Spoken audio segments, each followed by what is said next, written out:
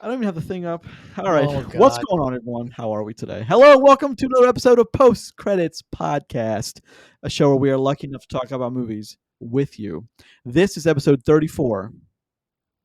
34? There you go.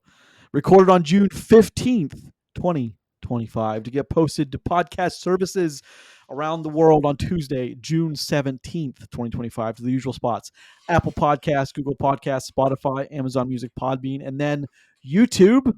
If you are listening to us on an audio-only version, feel free to come over to YouTube and check us out there. Come on over. We got a nice, cool iced tea waiting for you. You can watch full episodes or just segments, and we've cut stuff out of the time code for you as well. But not out of the show, because we don't edit here. Never once. We do some editing. There's a little bit. I would We like try- to assure you the YouTube guy does not do any editing. We do try to step out interesting and funny things. We're working on I that. do try to do that. The However- YouTube guy. However you choose to enjoy, thank you very much. Whoever that might be. Uh, Whoever may be. this the guy. episode, we have some good stuff. We're going to yammer on for a minute or two. We're going to talk about the box office. No trailer this week. No. We do No have a movie trailer. recommendation from yours truly. Then we're going to talk about bad movie dads. And it is Father's Father's Day Day. 2025, as Dad- Chris is wearing the dad Dad tax. tax shirt. True. Amen. And then we're going to talk about How to Train Your Dragon and happy it wasn't bad. Little Okay. foreshadowing. All right. I mean, He's correct. It's not bad. it's true. I don't know Bar about isn't very slap. high these days. I don't know guys. about slap my hands together in front of a microphone, but that's, Yeah, things to do not on an audio podcast. Yeah, I got a little excited. somebody's driving their car going, what the Jesus. I want to address Grayson Maxwell joining me as I do every week, and my co-host Roger Stillion and the lovely Chris Bond. Guys, of the two dads, have you enjoyed your Father's Day on Yeah. the show? I have. I had a great Father's Day. Did you have donuts? I've had the best Father's Day that I've ever had How many today. donuts did you have? Now I have to ask. I had for sure. I had 0 donuts today. Zero. What'd you have? Why would being Father Day would you assume that I had one of us has Specifically donuts? right? You see it on his shirt. There's a donut There's on my donuts on on my his shirt, I shirt. guess. There's several other food Yeah. items. Well, there's 2 donuts, Which and I had one none something of, else. by the way. One of those could be a bagel. Fair. I Oh, mean, got 'em. okay, that could be an everything bagel. Okay. Yeah. No, great Father's Day. What did Happy Father's Day to everyone, all the dads out there. what did I eat today? What did you start to say there? Anyway. I was wondering where I I was don't going. That was a Freudian slip anyway. Oh, Oh, Not been a man. great, this has not been a great opener, but Anyway. maybe for you. We're gonna I roll think with I'm doing great. I Um, almost said to all the fads out there, like FADS, but I yeah, just, yeah. I'm a Good fast recovery. talker. It's a normal word. I had to a Yeah, lot- say. I say that all the time. So do you. I ate for breakfast. I had avocado toast, which is so good. It is good. And then for dinner, I had shrimp.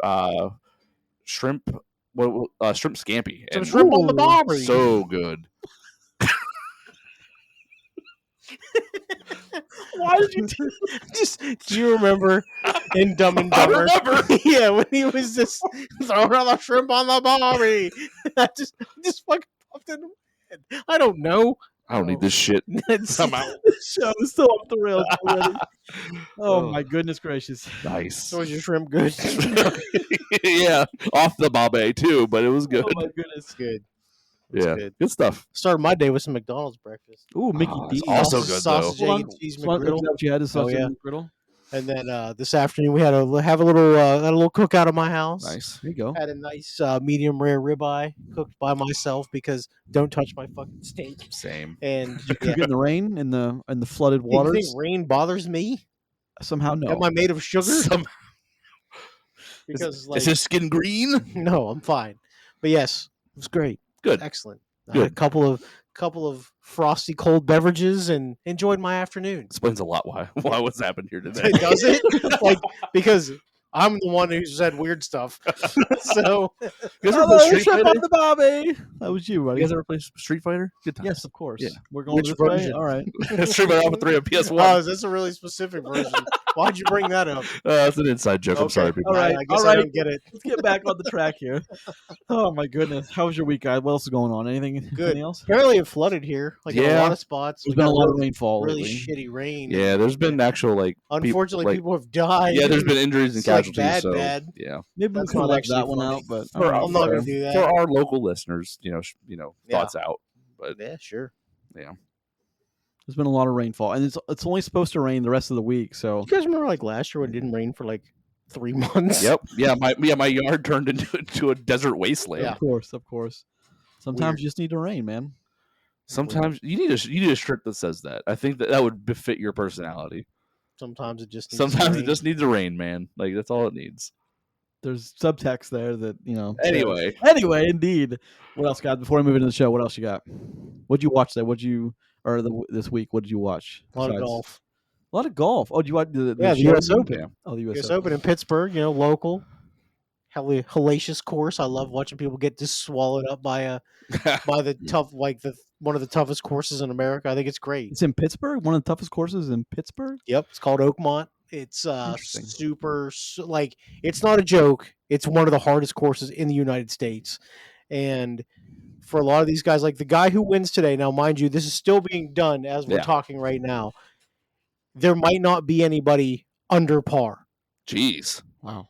Well, so when I left, there were three people, two guys, 2 under par, one guy 1 under par, and everybody else is over. That's crazy. So it's legitimately possible for no one to be under par. God, we talked about golf. It is Father's Day. But it's Happy Father's Day. That's right. Nice. I didn't watch anything this week, really. I almost went and saw the Dan to Dan movie in theaters because it was actually in our area. It is. I didn't. Is it really? Yeah. I guess I didn't. I didn't get to it, unfortunately, but it just I wasn't feeling great on Friday to go do so it just skipped out on it. But I did open a lot of Magic cards because the Final Fantasy set came out, which has been for me in my childhood gamer days, really cool to see. So yeah, that's kind of like what my whole week's been. Anything good? Yeah, actually, yeah. Selling them on eBay? No, I should because I spent money, but we'll let see him how it goes. enjoy his let him enjoy what he cracked. That's what else I enjoy? Money. That too. Yeah, maybe I will. More. All right, more than cards. Let's go to the box office. I'm not even gonna church it up. Just let's go to the box office. Box office it is. All right then. Good man, showrunner. Look at this guy. All right, number 1. How to Train Your Dragon. 83.7. Worldwide 225. No, not quite that high. 197. Very good opener though. I was tracking above 200 yesterday. Yeah, I mean, it hit 200 essentially. 197. I mean, that's not an official number, so we'll see what it is tomorrow. Yeah. That's still really good. 225 was in play. So number 2, Lilo and Stitch, 15.5 million for a worldwide of 858. There's your that 50 million is where your other little bit went. Where it all should have gone to How to Train Your Dragon. Let's be honest. Yeah. Materialist, number 3. I'm happy to say number 3. Would you be though if you went to Lilo and Stitch and How to Train Your Dragon play? Right, jeez. Number 3 is of course Materialist, 12 million for a worldwide of 15.5. That's a big drop off there from 2 to 3. Number 4, Mission Impossible: The Final Reckoning, 10.3 for a worldwide of 506. Half a billion.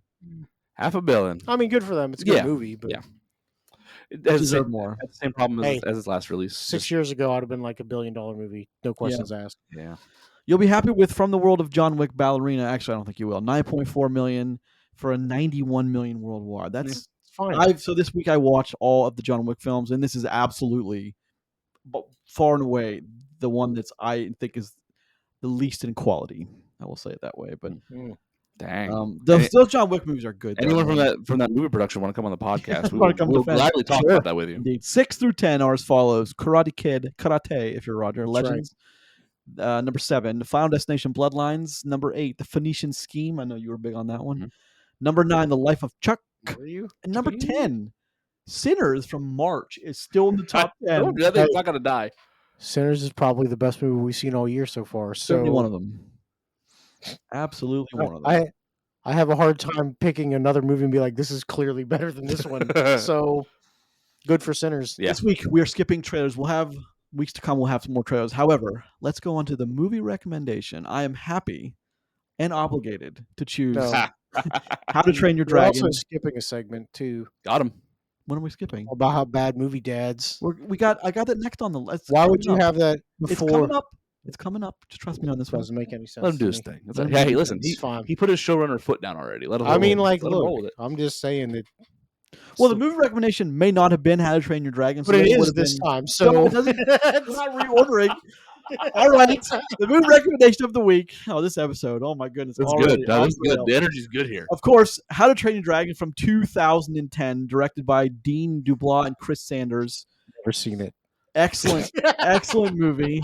Yeah, I have a confession, guys. I haven't seen this one. No more drinking for the show. Never seen. No more drinking. Never for the show. seen any of them. I didn't even watch this one.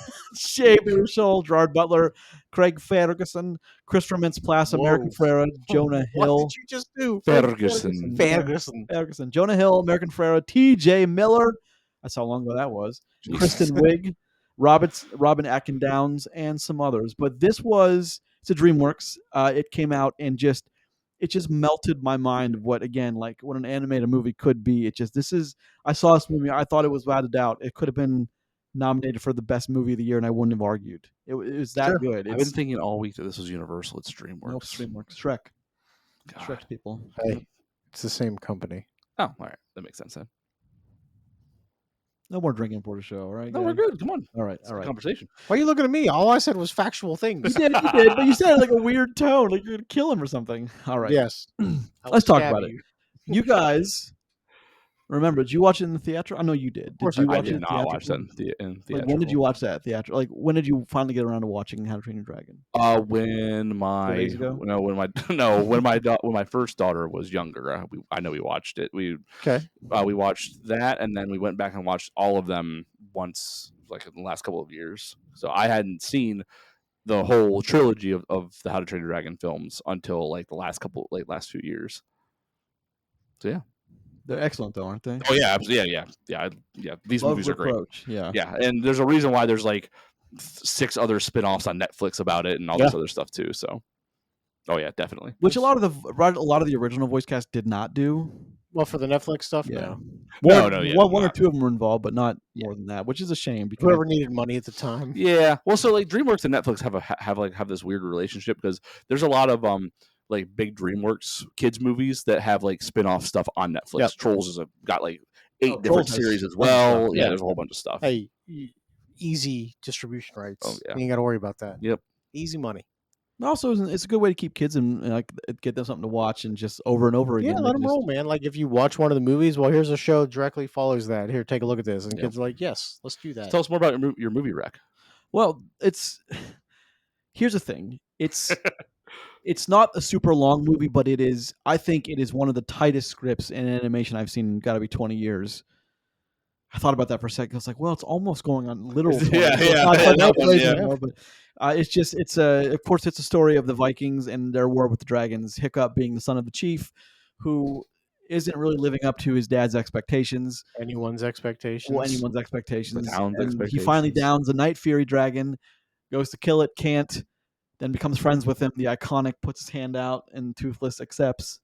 It's one of those movies that is absolutely beautiful, and I'm very glad I saw it when I did. I was a little kind of hesitant with the idea of a live action remake. There's a segment we're going to talk about a little later about if it's even needed, but after seeing it, my fears have been put to rest. I'm very happy with it, but this one I think is a far superior version.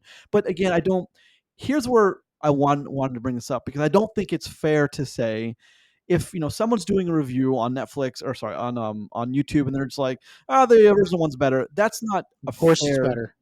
but it's not a fair way to explain it, because it's not really the same thing either. It's not the same thing, and it's hard to say that the first one is better because, or it'd be hard to say that the first one's not better, because like the first one is probably perfect, and it's really hard for me to admit like a movie might be perfect. And the 3 How to Train Your Dragon movies are absolutely 100 out of 100 scores. Like they are exceptionally well done. They look great. The story's great. They're acted great. Like they are perfection, like a perfect trilogy. The story arc is great. The character development is great. And how everything shakes out is awesome.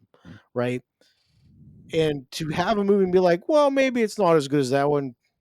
There's not much that is. Yeah. Like it's really, really hard. That's what I'm trying to say, though.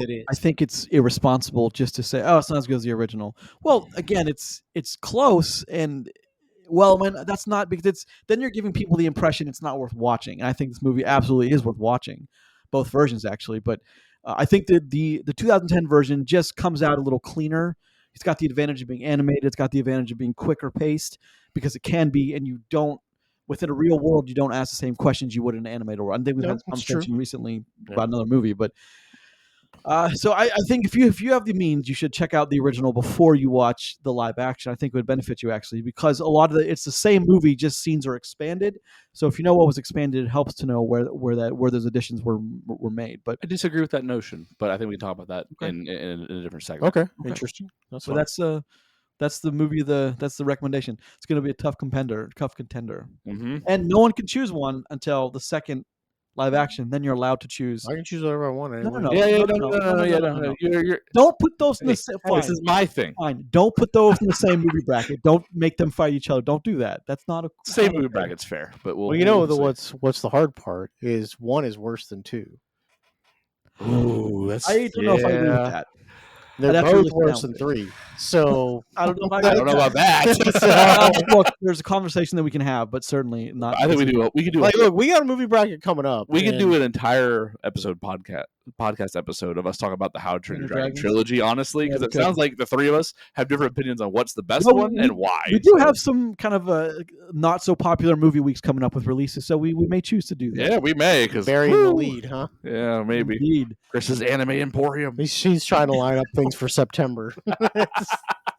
You might be dead. All by right, then, sir. now in honor of Who are you 2025, talking to? Me oh or my him? goodness, guys, concentrate. Nobody knows. In honor of 2025 Father's Day, let's talk about some bad movie dads. A few weeks ago, we did bad movie moms. So now we're going to do bad movie dads. And next year, we will do the great movies. Will we? Moms, movie dads. But let's talk about the collective one that everyone's going to argue about. Start us off, Roger. Well, you want me to pick like the big guy or mine? Darth Vader. Come on, man. Well, then why'd you point at me? Like you could have just said Darth Vader. It was obvious. Okay, Darth Vader is one that I think is debatable whether he's a good father or a bad father. I tend to go on the bad side. If you're going to be in the middle and kind of the scale goes left to right, I think if it's in the center and then kind of it goes back and forth. But I would put it, if I had to choose one, I'd put him in the bad father category. A lot of how you view Darth Vader depends on whether you think he gave his kids up for adoption or he didn't know anything about them. I don't think that's Because, like, look, if he was like, hey, you know, as a single dad, I know I can't do this. Let me put my kids in a better path. Then, like, you have to accept that as, like, I have my own ambitions, and that's okay. Was that done? We don't know. We don't know. I think we do know, and it wasn't done. Hey, listen, I need definitive proof. Well, hold on, but then is it his fault that he wasn't there? You know what I mean? Because, like, he had no idea. Because so Grayson's argument, just so everybody's on the same page, and we're making This is coming from. joke. I want to say this is coming from someone with a very well-adjusted family. So you know, he made the argument that like he didn't know that the kids were put up for adoption. He didn't make that call. I'm under the assumption Vader didn't even know he had kids until he comes into contact with Luke in episode. But what's the reason why though? Because his wife passed away, right, at the time. So like I could also make the argument like he's just not informed, and that doesn't make him a bad dad. It just makes him like aloof. And those you make him sound goofy and fun. It depends on how you view galactic, genocide. So perspective. it matters between about how you decide how big of a Death Star is like a playground. It's just, I'm sure there's a daycare center somewhere in there, right? I mean, look, there should be several of your technical things you don't talk about, but like that's a real question. Like, was there a daycare center on the Death Star? People had to have kids. How many bathrooms do you think there are on the Death Star? There's got to be a lot, right? I just pictured like a 3-year-old toddler in like CGI toddler in like a hood and like just force choking other little kids, moving people out of the way with he's for this block. He's a Sith now. If they're on the Death Star, they got to be somebody else. Here's the thing: he can't be the only person on there that's force compatible, force capable. Yeah, force capable. Force capable. Is that the word? I mean, that sounds right. Force sensitive. Sensitive is the word. Force gifted. Yeah. Force. I think force. That makes him sound like force-like. Force-like. But yeah, somebody else has got to be there, right? It's just numbers. Yeah, it's a numbers game. So I don't think Darth Vader's a bad dad. I don't think he's a good person. No. These are two different things, right? You can it's right. You can be a bad dad and a good person, or you can be a good person and a bad dad. Well, the Thanos argument comes into play too. Mm-hmm. Let's talk about Thanos for a second. Okay. First of all, before we get into the Thanos argument of good dad, bad dad, I don't think Thanos did anything wrong. I'm a hashtag Thanos did nothing wrong. I'm under that camp. But I mean, he was trying to save the galaxy from the same fate as his planet. Well, the idea of Thanos being a good father or a bad father directly it depends on know. which child you ask. Yep, that's a good Because point. like to Gamora, it's not so bad. Yeah. To Nebula, not so Super great. bad. And also, I find it hard to believe that those are his only 2 children. That's Right? fair. It's the only ones we know about. As far as the MCU we're presented, it's the only ones we know about. Okay, All right. Okay. That's fair. I can accept that. Yeah. Sure, Yeah. but I mean, he's not even the worst one in Marvel. Not even by far. Not even in the cinematic There's universe. one we're going to talk about in a bit. That one of us has a Yeah. Yeah. far worse dad in that franchise. Yeah. However, so what are we saying then for Thanos officially? Good dad, bad dad. He I- did sacrifice a daughter to gain something. I think mean, that's pretty shitty. I think he is a man with principles, goals, Conviction. conviction. But he's a bad dad. Like, okay, if you put Thanos to Vader and say which one is the worst dad, it's absolutely Thanos. It's absolutely Just Thanos. on kill count. Billions versus Trillions. Bad person can still be a good dad, It's and true. vice versa. I think Thanos is a worse father than Darth Vader by far. Okay. Yeah, I think that's what I'm Interesting. saying. all right. I don't know if I agree with that, but I accept your again, argument. Sure. I Again. accept the argument. I just don't know if I agree with it. That's all. I got you. I got That's you. fair. Got it. Yeah. Yeah. All right, All right, who's starting us off with your pick? We each pick one. I'll start off. Okay. So This is what I talk about. Sure. yeah. I mean, so it's adjacent to the whole Thanos discussion, and staying in the MCU. I'm going with Ego from Guardians 2. Kurt Russell's character. Kurt Russell's He's a character. pretty Right. awful dad. Who See, is- listen, he's got a nice beard though. He has a nice beard, and he's. I mean, let's face it. He's a dude, right? Like Dude's like a dude. guy I want to hang out with. But the implication of what he's like, the things he's done. Celestial being just pops into a Dairy Queen in Missouri and was like, "What's up, girl?" He's literally just spreading his seed across the universe is his only goal. Yeah, that's like that. Everything about that screams bad father, right? There is no real thing you can say. Be like, no, I get that. Yeah, like that's the whole argument between comparing him to Vader. It's like, is Vader really the bad guy here? Look at Ego. Like, look at this guy as the example. I mean, and the fact that his name literally is Ego, and Oh, yeah. no one ever has like if your nickname is Ego, no one ever thinks that no is one a thinks something to positive. play, right? Yeah, it's definitely a negative connotation. Yeah, Sure, it's definitely a bad dad. I agree with that. Yeah. Grace, you want to go? Or you want me to go? Go ahead, buddy. Go ahead. So I picked Jack Torrance from The Shining. Yeah. Because of like, hey, I'm going to chop my family up with an axe think as I the chase them axe- through this haunted hotel. I think the axe is circumstantial evidence and is inflammatory to the discussion. I think if you remove that, I think you can kind of talk about how he might be not. It might not all be his fault. What's like, look, But I have you digress. ever spent a long amount of time with just your family? Of course. Yeah. We all have. I have nothing else to say then. I rest my case, Your Honor. Like the Law and Order, like da-dong. That's it. What about you, Grace? All right, mine's kind of more of a serious. I chose Lord Denethor, of course, from Lord of the Rings: The Return of the King. That's more serious, but pulls it out of medieval fantasy. Well, it's told okay. It's a more serious setting. You have I mean, he is a shitty dad. I will he give is you shitty, that. he is a steward of Gondor. He knows that one of his sons is dead, one of his sons is alive. One he considers to be the lesser son. Not really, they were kind of equal. But we know that, but he can't quite see things as his mind is clouded. The way he's presented, he's a pretty awful dad. So I mean, he's right up there with someone like If we're being honest, there's a lot of poor parenting in Lord of the Rings. there's several. I mean, yeah, of course, yeah. Yeah. Except for the dwarves. They seem to be good parents. Dwarves are very serious, very, very straightforward, and very orderly people. Though, so that makes a lot of sense. Whereas, Bilbo was basically Frodo's dad, and look what he did. You know what I mean? Yeah. Basically sent him out to die. He's like, here you go, bro. Because he couldn't handle the burden anymore. Whatever pops. You know what I mean? Jeez. Sure. Let me just your lifelong curse. Just give that to me. Thanks. I got that. Give that to me. Let me take it off your hands there. Where do I need to go? Actually, 800 miles into a fucking volcano? Sure, bud. Thanks. I mean, when we get to bad uncles, we can talk about Gandalf then, right? Too, because that'll come into play. So I don't know. Is there ever anything that would prompt us to talk about bad uncles? My childhood. Oh my lord! This episode, down in the history books. Sweet God. What are some other funny ones that we came across earlier? I don't know. I mean, Oh God, there's a lot on the list. there's a lot. I mean, the across movie dad history. from There Will Be Blood, Of course, he won a Plainview, lot of the he's lists. pretty yeah. bad. He's just a shitty person. Lucius so. Malfoy. Mm-hmm. Well, so like, look, Again, I could yeah. make the argument for Lucius Malfoy to be a decent father and just a bad person, much like the Vader thing, Mm-hmm. because like, well, he is a prick. Sure, that doesn't necessarily make you a bad dad, right? Well, he put his son down He the path of evil pretty he has early. high standards for his son. God damn it, you know what I mean? And he's gonna walk in his. He's gonna be his legacy. And I would also like to say, path of evil is very subjective. My True. goodness. True. Also, like, I mean, I'll stay within the MCU and Norman Osborn, Normie. Old You know, Norm. old Normie. Norm?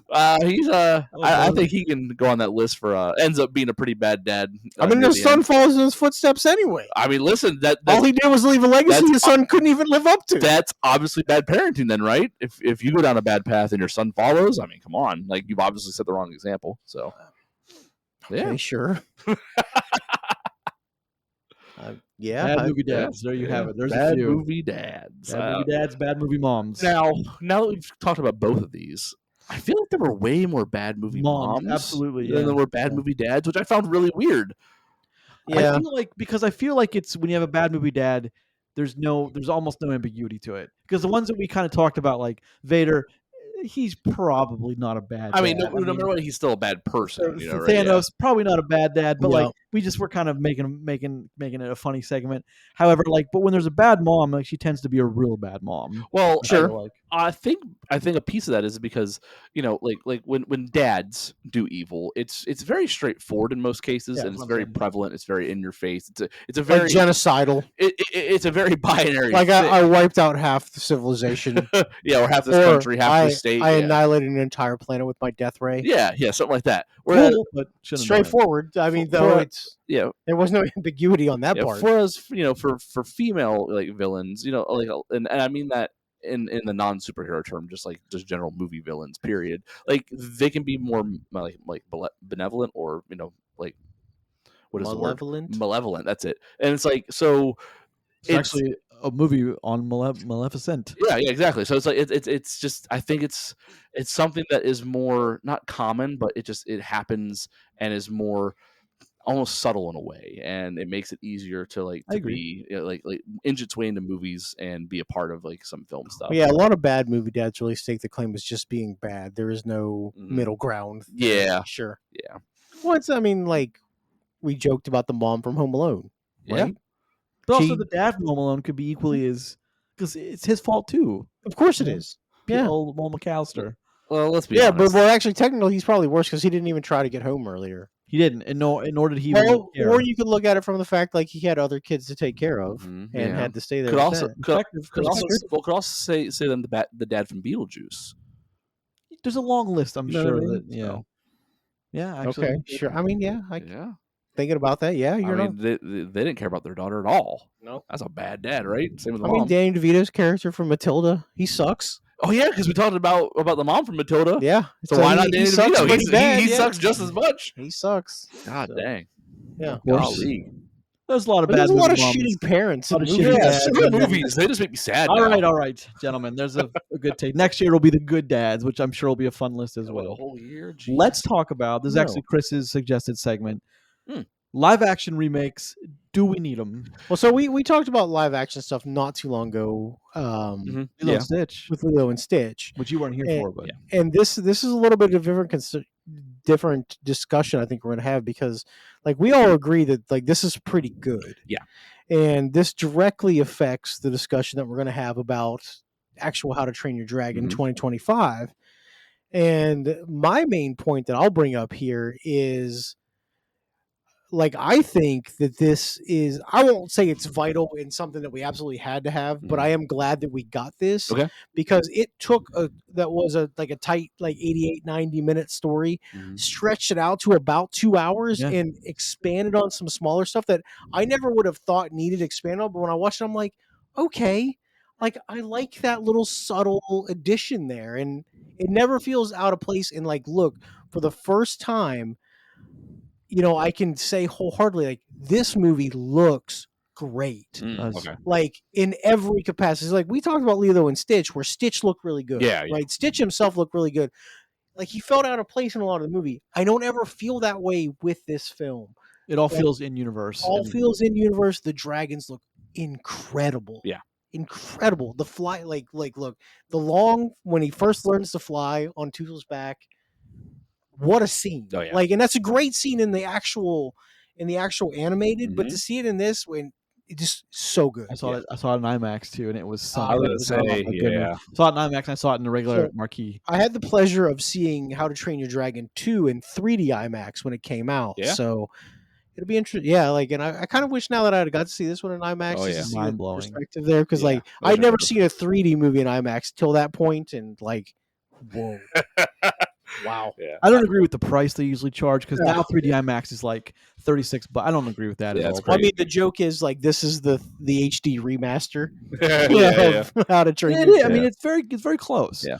So I mean, like, so the idea behind like what I'm thinking here, from like personally, from my perspective, is like it's not are they necessary, but like do they serve a positive purpose, like with like for moviegoers? Because Sure. you know, the whole idea is that we've had a lot of bad live action remakes. We've had some okay ones, and we've had a couple of good ones, and I mean that word literally. I think couple. Yeah. No, So it's like less than 5. yeah. So it's like, you know, like When you hear the list, I think you'll agree that the list is bigger than 5. I mean, maybe, but so like it's one of those things where like I know we've opened Pandora's box and we probably can't shut it at this point. No. These are going to keep happening for just monetary reasons. But like are these worth it for the moviegoer? Because if you line up all of the Disney ones, I'd say no. You know what I mean? Just because there have been far more misses than hits there easily.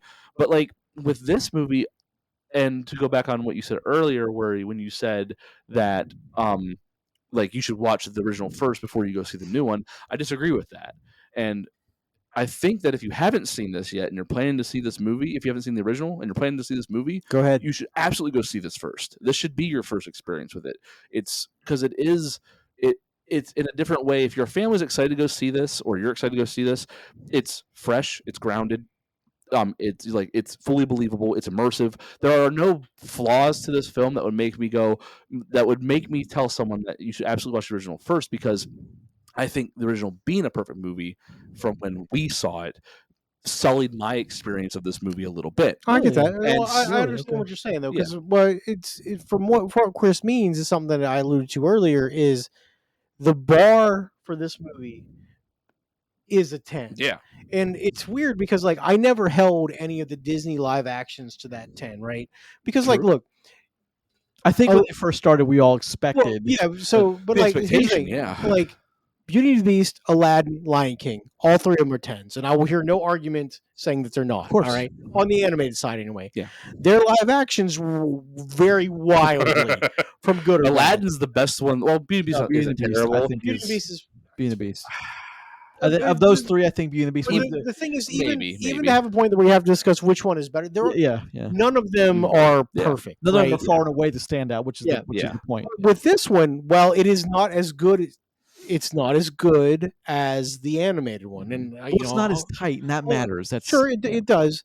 Like, this isn't that big of a drop off. No, no. It is like very small. So like my perspective, drop-off. so like to build off of that even more, my idea of the drop off is because I think Hiccup in the animated version is the perfect version of that character. Sure. But that's what I was fed first. Yep. So like It's your mind's eye always has that. Yeah, the voice of Hiccup, and like while the actor does a great job with playing Hiccup in live action, like he's not quite lanky enough. He's not quite clumsy it's enough. not quite awkward enough. As he comes across in the animated version, and couple that with Look at this kid almost being handsome. yeah, right, Like, look at him. yeah. And like Hiccup is nowhere close. But like and like all those things, how the way that like Hiccup is to me as a character, like especially the voice, like that's who Hiccup is. So like when I watch this, it's like, oh well, that's not actually a Hiccup, but this is a good stand-in. That's not actually Astrid, but it's a pretty good stand-in. The only thing that correlates is Hiccup's dad, which Gerard Butler, which is literally just the same character. One is live action, one isn't, which is perfect. Gary B. So, somehow he is just that guy. But like, do you think he'd let you call him Jerry? I think or B for that matter. Anyway, but like, so all of that to say, like, I don't think these are necessary, and I don't think they benefit the moviegoers. enough to where it's like, yeah, we should keep on trying these things. I'm super glad we got How to Train Your Dragon, but I don't know what else I can look at in like the options of what should be live action remakes and go, yeah, that one too at this point. I want to expand on something you just said. I think so. Whatever discussion comes from now, comparing Carrie, let's say that for the movie discussion. However, I think you've hit on some good points. I don't think we ever need these. I would rather, if I had an option. I mean, again, this is like I'm just dictating the options here, but these aren't all of them. But if I had an option of get a live action remake of even something that I was wildly excited about, such as Lion King, Aladdin, Beauty and the Beast, or How to Train Your Dragon, I think I would. Or the other option was, or we put all these resources towards a new product that's well written and well paced. I would choose the new product every time because I don't. I mean, I know Roger feels this way about Ghostbusters. Like he just doesn't want to see it destroyed any further. Yep. I've seen a lot of franchises I love be destroyed. I know Chris probably has his franchises that have just been destroyed, and I don't want. I just want to be, because if this was anything other than like, yeah, it's pretty good, I would have been devastated. Well, I would pose that there's a third option, especially with this franchise, right? Instead of getting the live action remake, which again, like I said, I enjoyed, I'd rather have a fourth of the original. Dragon, Continuation. Right? So like 12, 15 years down the road, like what happens This now? This money, these resources. you take this and you shift it as be like, hey, in 2028, How to Train Your Dragon 4 or whatever they're How to Train Your calling it. Dragon New Age, whatever they're going to call it. Rebirth, whatever. Yeah, it's just fine, and like I would be extraordinarily excited for that. Or for Grayson, How to Train Your Dragon Heart. You know what I mean? Like, my God. Isn't it wild to think that these live action take less time to make than animated? Well, yeah, because a lot more work goes into the actual full on 3D animation style. So another thing to go off of your point that you were just making, in a way, I kind of think that the live action remakes further damage is the wrong word, but like further go against the whole stigma of like they don't help of people going to see animated films and taking animation seriously. You have a large body of people that won't watch animated or CGI films because they're too cartoony, they're kids stuff. Where like How to Train Your Dragon, especially the second one, hit me on a parental level extremely hard. Like there are seriously adult themes in that are still family. Like a family can watch that film together, and so I think the live action remakes kind of hurt that realm too, because it's like, well, I'll just wait for them to make it, and make a real movie, and like that irritates me to even say that line as somebody else. No, you're right though. But I mean, we've had the discussion. I don't know if we've ever talked about too much on this show about how there are a bunch of people that will not watch an animated feature because like it's not storytelling. Mm-hmm. They are so wrong. Oh yeah, because it is like good animation is as good of any film you will ever see. Yep. Like there are examples above and beyond, or countless examples of ways to tell stories, animated, 3D animated, or hand drawn that you could never ever put on the screen otherwise. I think put on the screen otherwise is the best way to say that, because there are some things that animation can do better than what live action really can ever accomplish, and there's a vice versa that too. There are things that a live movie, a film, will obviously connect better and more effectively in some situations than animation can. Well, I think that's one of the driving forces to make this movie. Is they know that they made a great trilogy. Yeah. And the one thing that this movie has that a lot of the other live actions that we've seen at this point from the Disney side is this is the same director. Yes. So the same guy all the way through all 4 films. So if there is there cannot be another person that believes in this franchise more than Dean Dubois. Yeah. So, like, this is his baby. Yeah. And for him to take the time and not only make it look good, but to make a story that, animated is easy to tell. This is an easy story to tell animated. Like you make flying dragons, you make a big cartoony land, and but to bring that, to convert that all over to live action, to make it mostly believable, like that's a hell of an accomplishment. It's almost like you got passion for it. Yeah, almost like he cares. Right. And goddamn, Yeah. that's really important. Yeah, I mean, so so many people came back for that too, right? It wasn't just him. It's like him, the guy who did the sound, Yeah. the guy, Some of the the guy who actors. did the cinematography, Yeah. some of the voice cast, yeah. Somewhere in DreamWorks, they have a wing that just says "How to Train Your Dragon." Right, of course they must. Absolutely, at this point. This studio is what they do. Yep. This is it. The other side of the building is Shrek. So Somehow it's like dilapidated and hasn't been kept up with. The bathroom. I mean, like, look, it's in perfect condition, just covered with like this much dust because no one's been in there for years and years. Yep. And then they put the Shrek 5 banner up. And there's like a little porta potty where Puss in Boots is. Because like, look, Puss in Boots: Last Wish, incredible movie. Excellent movie. 10 out of 10. Did you know the villain from Puss in Boots: Last Wish was? This is a tangent. All of a sudden, the Puss in Boots: Last Wish, the death wolf dog, guy? the Yeah. death wolf, Mhm. is who the villain from Sinners is based off of. Really? Yes, the creator. No shit, yeah, really? Yeah, he I said didn't that. know that. Yep, he interesting. said it in an interview somewhere. Yep, Oh, that's That's a good cool call shit. out. Yeah. Nice. That is pretty awesome. Ryan Coogler, animation guy. Yep. Got it. So And- let's and the That guy, tracks though. Yeah, that definitely tracks. let's talk about some of the more of the better received. Now this is a list based on Rotten Tomatoes, so like, again, grain of salt. Sure. But any list is going to be grain of salt. Yeah. So let's just go number 1 and number 10. Like 1 being the best, 10 being the worst of the bunch. So let's just talk about this list real quick. The Jungle Book, 94. Oh God. Pete's Dragon, Cinderella, Rudyard Kipling's Jungle Book, which is kind of a random. That's from 1994. Did you right, ever see that? That's we talked. We didn't. I don't remember well enough to talk I about. wasn't listening to you at all. I was looking at you though. Thank But you. yeah, I'm Appreciate sorry. I was Like somewhere else. zoned out there for a minute. Cruella, 75%. I don't Cruella's agree with fine. I don't agree with Cruella's fine. Mulan. being- Cruella's not a movie though that's based on anything. It's its own work. So I don't Well, know. it's based I on- Well, even count. it's based off a character, which Yeah. sure. it's Well, not- It's not base material. It's an okay movie though. It is. which True. which is important. Weird. Yeah. Mulan, which is number 6, that's 72. I don't agree with this at all. I thought Mulan was fucking terrible. Oh yeah, I that thought should, Mulan that should be way Awful. further. Christopher Robin, Fine movie. 73. Fine I movie. forgot about that. Yeah, movie. I mean, Fine Beauty- movie. Beauty Cry. too. Fine movie. Beauty and the Beast, Fine. number 8, 71. Lilo and Stitch, which I don't agree with, 71. Number 9, number 10. Little Mermaid, which barely squeaks in, and I mean barely. Little Mermaid's. It was fine too, Yeah. though. So I don't agree with that. All the heart was sucked out of that for some Yeah, reason I when agree. I saw it with my But, kids. but the top ones are good, and I think this one slots in with the top 3 or 4. I really would think this one. Actually, this one might be in contention for the top 3 spots. well, The How to Train Your Dragon live action. I would have a hard time rating anything besides like Christopher Robin personally higher than this. It's Just in the realm of live action remakes, I can't. What would you put higher than this?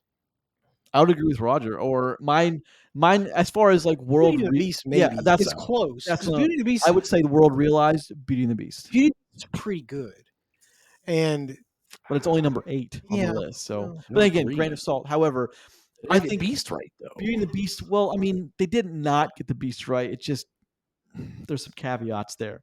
However, for me, I would choose Beauty and the Beast and Christopher Robin. I don't know what you guys would choose, but I would choose those two. At this point, it's How to Train Your Dragon for me. It's sure. No, I'm saying How to Train Your Dragon and Beauty and better than How to Train Your Dragon or on par with would be Christopher Robin and Beauty and the Beast. That's just, Dumbo. what about for you? On par with or better? Chris chooses Dumbo. I don't have anything on par with. This movie has set the bar for Okay. what a live action remake should be doing. Did you say Pinocchio from 2022? That thing, that abomination should Hey, be Pinocchio. should be burnt. Hey, God, God damn. it still gives me nightmares. to What this a day. terrible Awful. movie. You just wanted to pull that Pinocchio line out. I Thanks. did. He hated that I- line. I He do. just was so Movie's mad so at that for fucking weeks. bad. Yeah, no, the How to Train Your Dragon live like nothing comes close to it. Beauty and Beast doesn't come close to it. Aladdin doesn't come close to it. Definitely not Christopher Lion Robin is Lion come- King. It's just Yeah, like You telling me that Snow White was better than How to Train Your Dragon live action remake? I could make the argument. No, get Oh, out of here, that okay. nonsense. Here's I won't stand for it. Here's the thing. So I was Lion King with my head because I knew I had heard somewhere that they were attempting to do a shot for shot remake. So obviously Lion King is the one to go with.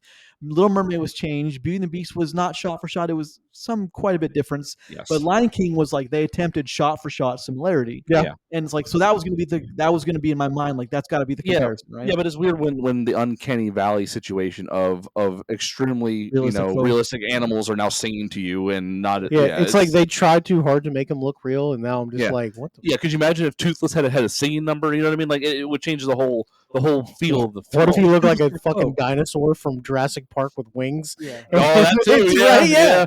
Like imagine him like crossed with a velociraptor. Imagine him getting the Sonic the Hedgehog treatment and then trying to make him look more grounded and realistic compared to like what they give. Because let's be honest, Toothless looks like one of those weird desert iguanas.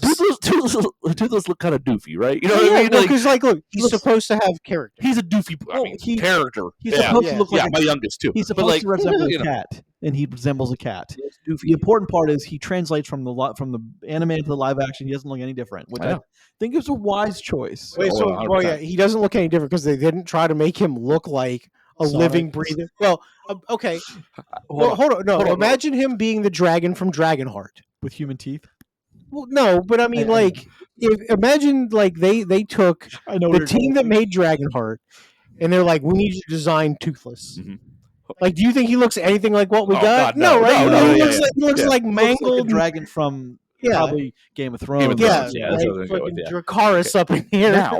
Now, what segment of the show are we in at this point? Who knows? We're just talking about movies. We're still talking about live action. All right, gotcha. It sounds like we're talking about Stranger Dragon now. I did want to say, Chris, you may disagree with or agree, but like Dragonheart, I still think Draco looks pretty good even today. Draco was ahead of its time for how dragons should look in the movie, right? Yeah. And that's the thing. Before we talked about another. Oh, it was when we on a previous venture when we were talking about Game of Thrones when we talked about dragons there. Like, I don't recall this previous. The reason why those dragons work so well is because for such a long time in cinema. Well, no, in cinema, like you always had the dragons always either looked pretty good or they looked really bad. There was no in between. You know what I mean? And like now we're getting these creatures that like look really good with CGI. Even bad films that have dragons and the dragons look pretty good now. That Damsel movie had a cool goddamn dragon. It did have a good dragon. That's the highlight of the movie is the dragon. Yeah, of course. It's like so we're at that point now where we're we don't have to worry about like a velociraptor with wings, being toothless now. So it's like we're it's don't do that. I'm glad that's directly in front of the camera. I can't wait to clip that out later. Hey, you've never edited once in your life, but now I'm not editing. We have a 6-second short. I have a short. Anyway, go on, please. Well, to wrap it up on that one, it's just that like now we there's no excuse for these to look poor anymore. And even though they could have made Toothless look realistic and awesome and menacing and like the most feared dragon, being the Night Fury in this universe, they made him look like the doofy little doggy boy that he is, and it's perfect. Cat dragon, yeah, that's exactly what he is. Yeah, the story's about a boy and his dog, though, so I'm gonna say dog. Of course, sure. But he's designed to look like a cat, but he has the qualities of a dog. Yeah, exactly. Protecting his owner. Yeah, I mean, just be the best boy. Yeah. Who's a good boy? Exactly. Who's the bestest boy? Okay, so let's look at you, my happy idiots. Yes.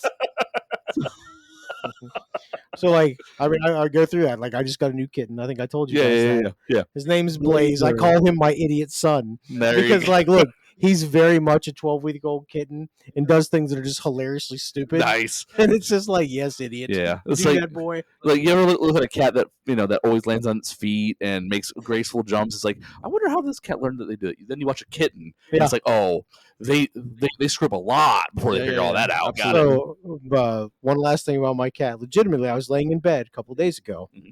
My cat is just attacking my feet, savagely attacking my feet with like razor talons and like piercing teeth, and he thinks it's hilarious, and I'm getting annoyed. So I like shove him off with one foot, and he does like this Superman dive. And my one foot up in the air, I move my foot, and he just continues to fly directly into the wall. Perfect. And I was like, All right, so let's Idiot. This is why I'm the let's keep superior going down. race. Let's keep going on this train of thought. Let's talk about How to Train Your Dragon now, Who's the real alpha here? 2025. Thank you. All right, How to Guys, Train on Your track, on Dragon. track. How to Train Your Dragon, indeed. This is a movie I never thought we'd ever talk about No, I as a didn't. live action movie. by Because the way. why would you? Like, it just Yeah, never you'd came never into my, assume that it would come out, Yeah, or but it here- would be a real thing. So here's the thing. I know there's always a little apprehension when we get these live action announcements for good reason, and even with this one, there's probably a little bit. But like, how excited were you when it was announced? It was like I was beyond excited, but I was like I had that twinge of Do you want my truth? yeah. I was not excited. Okay. Well, because like, look, I was. you can only go down from where they were. And we had seen Disney fail at this Butcher. repeatedly with animation. Like I said, let's just take The Lion King, okay, Yeah. as something that is as good of a story as How to Train Your Dragon, and they bombed it. Yeah.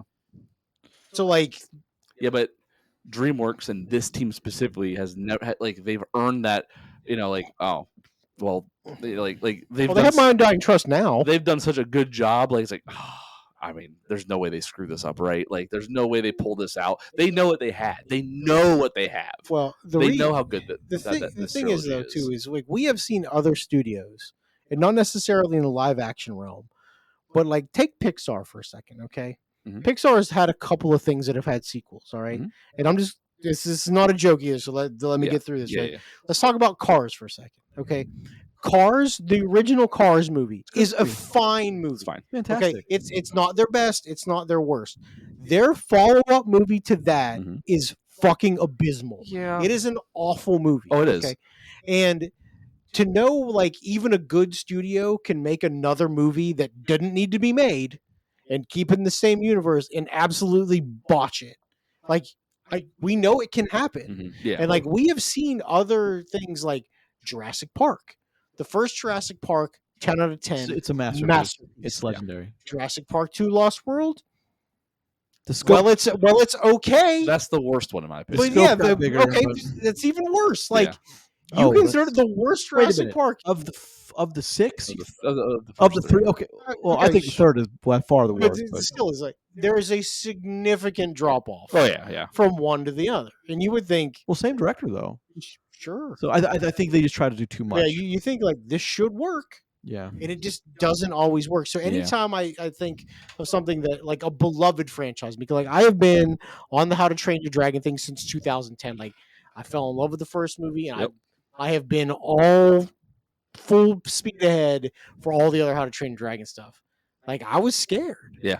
and I'm happy now. Yeah. So I don't know. Like I felt less trepidation when they announced than I have with like with any other live action announcement. Maybe because they haven't done it yet. This team, or because I'm like I truly believe what I said. We're like they know what they have. They know that their 3-movie run is probably the best animation film run in history. Because like I'll even put that above Toy Story for sure. And it's like it's one of those things. Where it's like it's close. where it's like they Dragon, know. I think, etches it out by a bit. I think so, but like they know what they have, so there's no way that they would throw this out there without going. Listen, so it's like someone said, someone in some boardroom said, "All right, it's time to do How to Train Your Dragon. Let's do this." And then the director came in and said, we're doing shot for shot. They're like, "No, you can't. Like, we're doing shot for shot, but Well, we're not doing Either this." we many do that or we times- do nothing. Yeah. How many times have we, even on a previous venture, if one existed, how many times have we said that?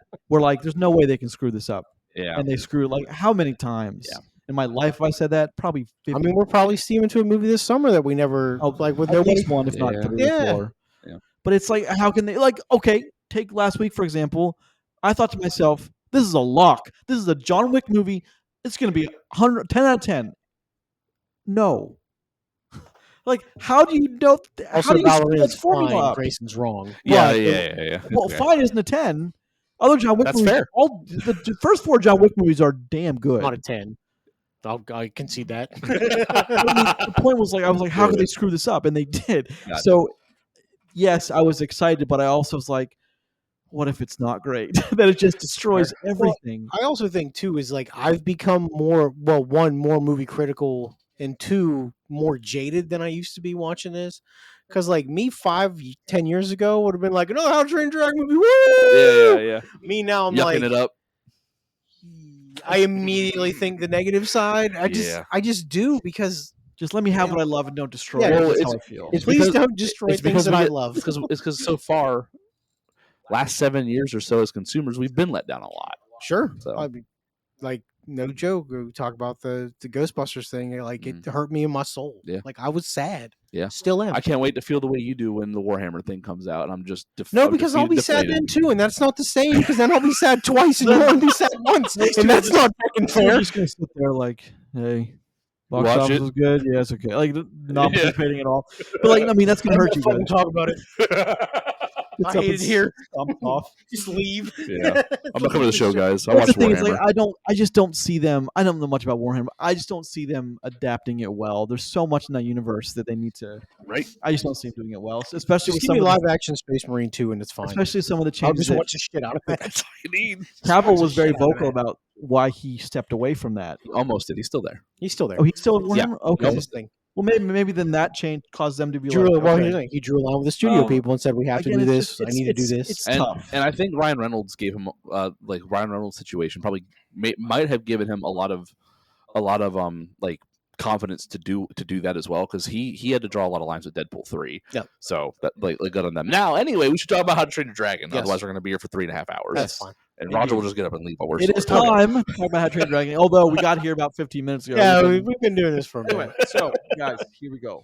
And just for reference, I'm going to put in some numbers to the first one as well. However, give me your first impressions of How to Train Your Dragon.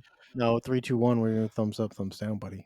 We always do that second. Yeah, we always do a second. Well, I want to do an initial reaction. It's good. Yeah, Move no, along. I got it. I'm going to count us in. Okay. Are you ready? Because This 'cause is okay. Go we're ahead. doing it today. 3, 2, 1. We're all up, right? Yeah, There's come no on, way he puts man. a thumb down. Who's Okay. who watches this? Who is the dickhead that watches this? And is like, I don't You just think make so. it like this is all weird. I got weird thumbs. You know what I mean? All right, we're drinking. Oh, don't bullshit. do that. What? Don't do Yeah. what? His thumb. Why's it been that Stop way? it! Stop I it! don't like that. Burn it with fire. Kill it. Oh my god! No. Stop it! Get out of here! Is there one of those? 2 of those. All right. Okay. So let's just do. I'll just do. So you guys know the tomato meter and the popcorn meter. I don't know it. I know what the popcorn is because I know it's ridiculously high. Oh, the people that are seeing this movie, there's no way. That's Dude, a it's 99. it's like That's a ni- locked in 99. It's like 99. It's Okay. 77 and 98. Yeah. How Who is how are we at? 98? I hate this place. Yeah. Okay. With the So what's- Metacritic, Is it in the 60s? 61. That's not right. However, just for reference, the original, the one from 2010, Uh-huh. 99 and 91. I mean, like irrefutable numbers. And then the Metacritic is 75, so damn good.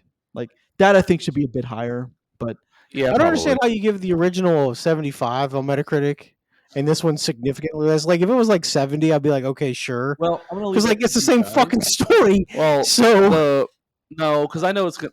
All right. I know it's gonna be said here. Hold on, Oh, I so want to those- ask you guys. There's a bunch of reviews, and there's 1-0 from a reviewer. There's 1-0. You want me to read it? There's Yeah. 1-0. It's gonna say just watch the original. No, well, I mean, it's kind of long, which is dragons aren't real. LOL 0. okay. Just hear me out. Okay, to make and like, I just want to talk about this guy's argument. Shout out to this guy. But I'm not gonna say his name, but it is if you on if he's Metacritic a you find 0, it. Shout out to this Okay. guy. To make room for a more modern and casual audience, it has to push diehards like me away. I don't agree with that. The film believes it can achieve the same emotional payoff by mimicking lines and shots in the original without any of the soul. I don't agree with that. Stop mimicking. It's not. Well, I mean, it's an intended shot for shot. Yeah. Universal proves they're just creatively bankrupt as Disney and Warner Brothers. Rather than attempting a brand new, fresh story with the How to Train Your Dragon brand, they play it safe with what already worked. I don't know. Again, I have not agreed with one Okay, word. this hold guy's on. typed. Yeah. I can understand the argument for the last statement. Sure, of course. Because I already made that. I'd be Mhm. like, I would have preferred a 4th version of How to Train Your Dragon. So at least I understand where he's coming from for that. But yeah, but he's not coming at that from the same place that you were. no, though. he's not, and he's also coming from like to say that similar lines to get the same reaction. No, that's not the point. It's a remade story. Like the lines are the same. Yeah. You know, All the like, iconic lines are the the same. iconic lines are there. The stuff that's extra is stuff that they taken and expounded on, and that's totally fine. But to say, be like, oh well, this is creatively bankrupt. That's an unfair thing to say. Mm-hmm. Yeah, because so like being creative bankrupt implies different things, I think, than what we got here, right? Because like creative bankruptcy is more along the lines of I can't think of anything, so I'm going to shill out a bad product. Yeah, this is not a bad product. I would say this is more directed at the Disney remakes than this remake. It might be sure, Well, but it's then on why, this. then why is he putting No, a no, I'm zero? saying like this applies to the Disney soulless remakes. Okay, yeah. I don't agree that this remake is soulless at all. That's what I mean. We're like this isn't a result of creative bankruptcy. This is a result of having the opportunity to reinvigorate with something that you know is going to be successful, and people will, that whether you like it or not, people will appreciate. 98% of the audience appreciates this in some way, shape, or form to give it positivity, right? You know, and for some reason, 72% of critics, because they're all going to say what this guy said, or the fact that like, you know, or it's shop for shop, see the original, because like that was the intent behind it. Yeah, we wanted to bring this up because we've done the other one before, and now we want to see what else we could do. Because with like, it. So let me just. So it goes on. I won't read it, but the last line says, "Nothing I can say to deter you from ruining this franchise I love so dearly." There's a lot of sentences in between, but it just this is. I don't think this guy watched it. I think he hated the idea of something that we've already talked about of that might destroy something that he loved. There's no way that you watch it and type that. I just don't see it, especially if you love the No, original. it feels like, look, again, I understand the trepidation. Be like, hey, from 50,000 feet, if you've never watched this movie, you'd be like, there's no way this is going to be good. I can't expect it to be good. I can't feel it. Sounds to me like this dude didn't actually watch the movie. No. Well, maybe that is a possibility. It always is, but I think it's more along the lines of he went in with an idea already in his head. Okay, and he thought he was going to hate it, so and he wasn't willing to let himself let that be agree. changed. He went in thinking it was going to be like soulless. He was looking for reasons to hate it. Yeah, well, I think he just convinced himself that that's what it was before he even saw it, and then Which, if you're trained by the Disney stuff, I can see you being so like fair. angry, Jaded. but like this is Jaded. not that. This is not that. I'm looking right at the camera. This is good. This might be one of the top 3 live action adaptions I've ever seen. It's good. It maintains the original soul and heart of the original and somehow keeps the emotion. That's the key that Disney cannot figure out again. So Keeping the emotion. the one thing that I really want to stress in this movie, besides the fact that it looks really good and the story is still very solid, is the thing that really drove home the fact of how good that this still is to me is the music and the score. oh yeah, Because like same team. same team, same iconic music, used a little bit differently with Mhm. and like it still hits. Yep. Like you feel when the music shifts, you feel the tone shift up or down. Yeah. You know, positive or negative of what's going on the screen, action or not, you know, lighthearted and fun, or like, you know, dragon shootout, basically. Mhm. Like it works so well here. Cause I know, Grayson, you're always a big proponent of the score. Of course. Like, obviously, we know the music for How to Train Your Dragon is iconic. I think it's legendary. It's one of the best like Yeah. adventure themes. The way I think the way they use that setup in this movie, I think, is masterful. Like they do such like the flight scene Oh yeah. with the way the music shifts like 3 or 4 times is so fucking good. Mhm. goes Like from the flight to the romantic flight to the of it's course. so good, and like the scene loses its gravity without the music. Oh, It yeah. really does. Well, any make good movie that does. difference. That's the thing is any good movie does. If you can remove the music and the movie doesn't change, that's not a good thing. Yeah. But this one it relies so heavily on the music. But that's good. It should be a synchronic thing. It should be like something that like because like my mom and I always talk about she's more deaf than she used to be. Her implant's not really working well, and we watch movies all the time, especially now that I'm at home for a little while. And we talk about the loss of things because we just watched a movie last night. I watched with my parents called Whitebird. I don't think you guys watched it. It's What like is the it? unofficial sequel to Wonder. Remember where like Helen Mirren tells a story of when she was in France during the Nazi occupation as a little girl and someone helped her. It's like the emotional score for the Thomas Newman score, it adds so much. And her and I were talking after we had got done watching. And she's like, well, that's harder for me because I don't get that. And I get that. Same with when there's a sequence in this film when Astrid, played by Nico Parker, Who does a is good job, by the way. chopping Very good job. the big baddie's teeth, and then she makes a running and like jumps for it. And I was like, I realized after she caught, that's the trailer moment from the original of how Toothless catches her and then like looks down and smiles. Smiles his at her all tongue hanging out. stupidly. Yeah, but like Like a dog. Yeah. I didn't breathe for like 30 seconds because like even though I knew it was coming, I I was really- in it. The Yeah. problem I have with that scene is not a problem. Sorry. The thing that I wish they hadn't done is The teeth whack. well, last week, the last commercial that they put out had part of that scene in it, and yeah. I wish they hadn't done it Yeah. because damn, did that look good on the screen? Yeah, but I mean, the whole trailer. Well, thing is always gonna be an issue. I have been a proponent of one trailer forever, Mhm. and I still will stick by You that. shouldn't need anything more than I that. don't want a trailer. I just want one teaser. One teaser and be done. Well, I mean, you got to give people a reason to want to watch it. Yeah, but- maybe one Nope. teaser, one trailer. I'd go with that. Maybe, yeah. or maybe the idea of the late 90s of tell the whole story in a trailer. Like No, somewhere along don't it do shifted. that. Like trailers used to be pretty rude. Even in the late mid 90s, they were very not what they are today. Trailer time in like the 2010s era was the best because every time you clicked on one, it was a fake one, and you just got rickrolled. That was the best time Sure. for trailers. I don't know, Every time. have you ever gone to YouTube recently and looked Yeah. up movie stuff? It's- 90% of it's- it's AI garbage. Yeah, Well, it's like yeah. the one recently that got some. I can't remember what it was. It was live action of something. Something got you. But it was, I was like, then I saw like the KH studio. I'm like, son of a bitch. Yeah, it gets me every time. Grayson got. I don't understand how like that's legal and how they make money on It's- that. But I anyway, don't think it is. oh really? So anyway, let's talk about this and like character translations and Well, everything. Well, I agree with that.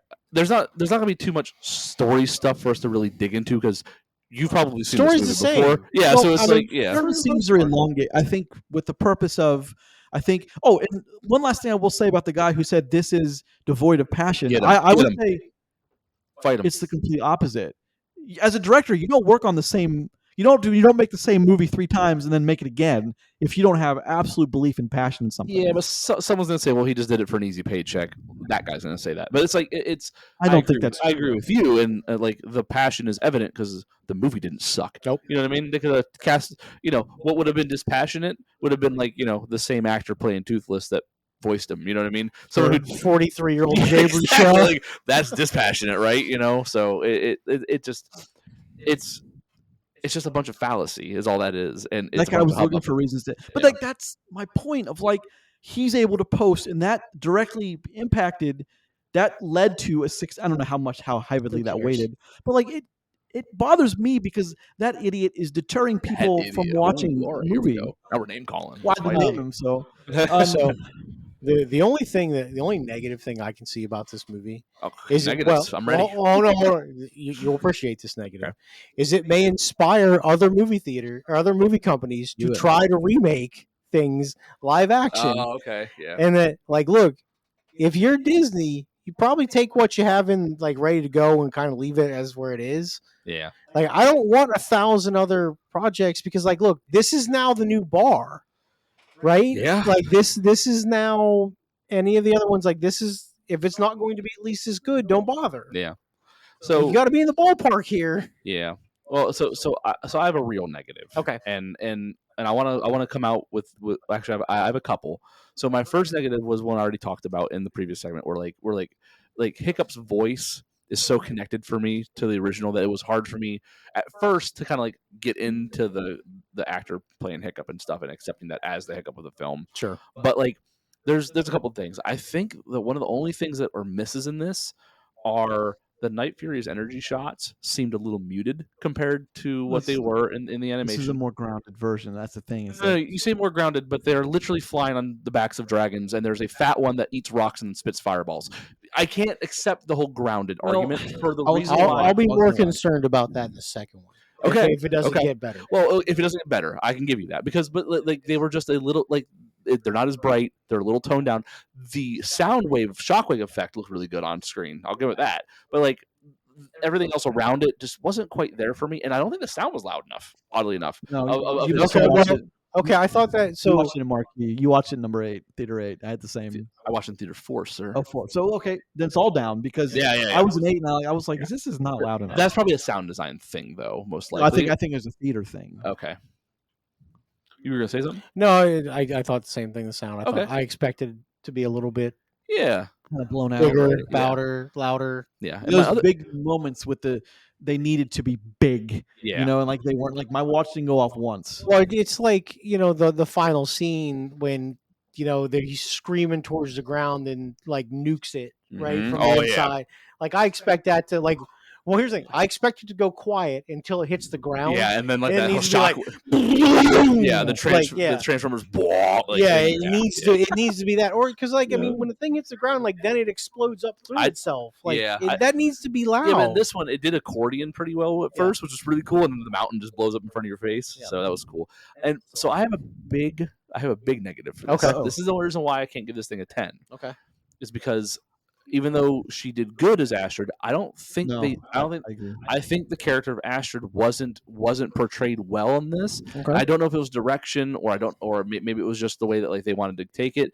I don't think so. Like I don't think she was animated enough. She's the only character in this that doesn't feel like she's ripped from an animation or like a cartoon. She's the only character. She's a little too serious because even in the animated one, there's a little bit more of that. She's not playful. Yeah, and there wasn't really any of that here. Mhm. And she's just a little like I don't think it's her. I think it's more of like just like how they wanted the character directed. She's the third lowest tier love story in this thing, which is hilarious. Which because like the boy and his dog and the boy and his dad are just No, that's true. By the way, what a movie for Father's Day, by the way. I agree 100%. At least it wasn't the second one. Maybe it will be At next. the same next time, time. Yeah. Dear listener, that's foreshadowing. But hilarious. so between her character not being quite animated enough, she's the only one that feels that way to me.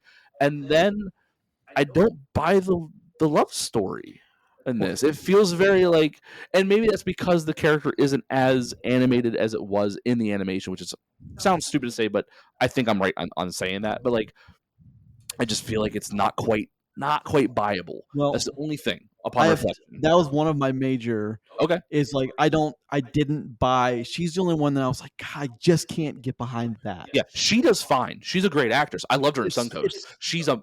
I was gonna say, but her stiff and rigid. Partway through, I was like, how are they going to do the romantic flight? Like, how are they going to sell to me that like she's falling for him because she's seeing that he's finally becoming a Viking.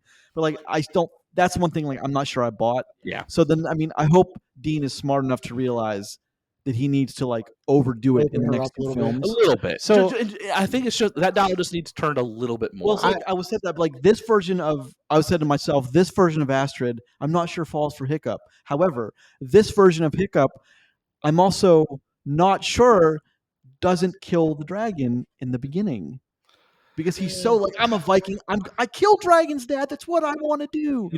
I mean this legitimately. Is that I think the I can't remember his name. The original voice actor's voice, Jay Rochelle. I think just the way that voice carries the character, I think that kind of cheats, and you believe it off the rip because of the way he talks and his mannerism. There, I think that you just have to buy into that with the character. I think he does fine. I don't think it's his fault. I think it's just. It's more believable from the guy that's playing Hick, like in as the original one and such. I never, and I didn't think about it until you brought it up. I never thought Astrid's character was like not that good, but she definitely is far more serious of a character than all the other people. And I never thought about it until you brought that up because like everybody else, because like the rough nut tough nut thing was a dynamic that I wasn't a big fan of even in the animated. Okay, because they seem stupid to me. Well, they're just comedic relief. I mean, but they're not fucking funny. So they do have one or two scenes in the original that are funny. No, but here's the thing: in this movie, like, no, they could have not existed. I don't care. It's one of those things that doesn't really translate. That's the thing. It's hard for that to come through again because it is a little bit more of a cartoony theme, right? But then, like, you have them like being like off the wall, weird and goofy, and then she's still like, "I have to do this because I came from nothing." I'm gonna be chief. So it's like her. What the thing is like what they expanded for Astrid's story. Like they made her more serious and gave her a darker tone, which I don't necessarily think is bad, but it just doesn't really fit the rest of the movie. There, it doesn't slot in quite as flush. I have can I give you my thought as to Unless why? you're going to use that somewhere else later on. That would be Because that is would be possible. interesting. Can I give Vendor you? changes. Can I explain my theory why they didn't make that change? Yeah, go ahead. Is because I think that Dean said in animation, because there's a lot of things like use like the rough nut tough nut thing that works better in the animated version than it does here, because it's harder to be animated and be like, well, I could have done it too, and like it's harder to play that off in a real world adaptation. Mm. But I think that they said we need to portray Astrid as someone who could be a Viking warrior To leader. be a leader. Mhm. Sure. And I think Okay. that's why they went with like the stiffen, because I don't Maybe. like it's nothing. Nico Parker's a fantastic actor. Well, like I she's said, great. amazing as So it Sun wasn't Ghost. it wasn't a decision she made.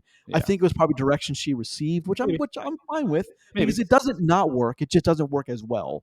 But Okay. then again, like I don't think this. If I'm putting the original and this, I don't think anything works quite as well, but everything works almost as well. Well, So like I'm fine with The it. thing is when we talk about that as a negative, even then it's not really that big of a deal. Well, yeah, exactly. Like, Like, yeah. that's how good this Yeah. movie is overall. Whereas, that's a very fair negative point. Does it really affect the movie? Not really. Not in a huge way. Yeah, no. I Not would this say one. not. If the chemistry still isn't there in 2 and 3, that's a problem because they're Yeah. married. See, okay, well, hold on. Well, let me give you a thing though. Even though she is more serious, I don't think it really affects their chemistry too much. Well, It just changes the way we perceive her a Sure, little bit. and I get well, that. okay, but in this movie, I didn't buy the chemistry. Okay. Is the thing, but like I've seen him like scrolling the socials. I've seen there's a point where Gerard Butler and him and her, Nico and whatever the guy's name Mason is, something. Mason something. They're all on stage, and Gerard Butler's giving a speech, and they're just yapping away with each other and laughing, having a good time. And he's like trying to talk, and eventually he's like, I'm talking here. Like he yells at him as Hiccup's dad to Hiccup, Nice. and like pulls him in. But like they have chemistry. Yeah. They're having a good time. So like I do think it might be that like you said, like Maybe it's a creative decision. taking that serious tone of just a little bit Okay. more for her to be someone who could lead Vikings. So like I guess I could buy that. Well, Well, 'cause let me just if you look, well, hold on. I'm sorry, I didn't mean to do that, but like story wise, when it goes to 2, she is more of a leader of the Vikings than he is. Well, yeah. because he he's wants to pawn it off. because he's Yeah. out exploring. So maybe they're just trying. I don't know. I would think maybe they're just trying to set that more of a tone. Maybe. Okay. I mean, listen. Again, we're taking a 10 Yeah. and we're nitpicking the thing that's imitating it, very well, and like finding the littlest things Facts. because the movie is really good Yeah, and it's it's really true. well made and it's on point. Just because so. I didn't do it, I want to just quickly go over the changes in the voice cast. Sure. Mason Thames is Hiccup. Nico Parker, again, I think does a wonderful job. Astrid. She's great. Nick Frost is Gobber. This is the one that I have a problem. I shouldn't say. I have a problem with. I have a question. I have a question for you. I've already asked Roger the question, Oh, yeah. but hold on. Oh, And then, okay. of course, Gerard Butler reprises his role. And it's perfect. I mean, he is. He's my favorite Yeah, casting of course. in this whole movie. And that's When, just. when he's got his cape on, he looks so big. He does. So big. Oh, he so- looks Viking. When he has the armor on, Yeah. the full plate, and takes the cape off, I was like, oh, he looks smaller. Yeah. Like he should have kept the goddamn cape on. so big. Yeah. Question I asked Roger, and because I like Craig Ferguson, I like his delivery. He's a comedian. He knows how to do it. Is Gobber? I think is one of my favorite characters in the original trilogy because he's so funny. Oh, he And is. he's well timed. Mhm. Would you rather a skinnier version of Gobber, but Craig Ferguson, or a more visual adaptation in Nick Frost and not the voice? Because it's the voice of Craig Ferguson that makes that character hilarious. Yeah. So let me ask you, Roger. I don't even think you gave me an answer, Roger. I was indifferent on it because like it didn't really affect me. Like, look, Dauber will always be Craig Ferguson's voice, but like Nick Frost does a fine job here. And like, look, I love Nick Frost, and I actually just recently rewatched Shaun of the Dead. Fucking Great. Great movie. masterful movie, Great by movie. the way. Yeah. Excellent film. Another A-level film. Yeah. A-level movie. So like, listen, get Nick Frost in the movie and does a fine job. It's Okay. fine by me. So here's my thing. I think that I like him less in this movie, but I'm gonna like him more in the second movie because he has a bigger role in the second film as well. And I think maybe that might be them playing the long game there because again, I think that Nick has the chops to pull off what's going to be asked of that character coming up. Well, there's a lot coming. I did have a problem with his blonde beard though, because it is Nick Frost. Yeah. And it doesn't have. It doesn't blonde. look right. It Yeah. is weird. Yeah. I did love his like changeable. I told Roger one of the things I thumbs laughed. up and thumbs No down. one else laughed in the theater, but when he's like, Yeah. and the woman's like, he's like, and his thumbs down. He's like, and Yeah. his thumbs up. I laughed so hard. It was funny. Yeah. Yeah. But she's gonna be. She turns into the dragon lady. Has all the little tiny dragons. Yeah, did you like, see? Yeah, they show that at the end. Yeah. Like they're bringing her fish and stuff. Yeah. And so they're all like running around her and part stuff of what too. I'm like. Now that you mention that, is like part of like I'm again the first hurdle. Fine. But like this is the simpler of the three movies to do.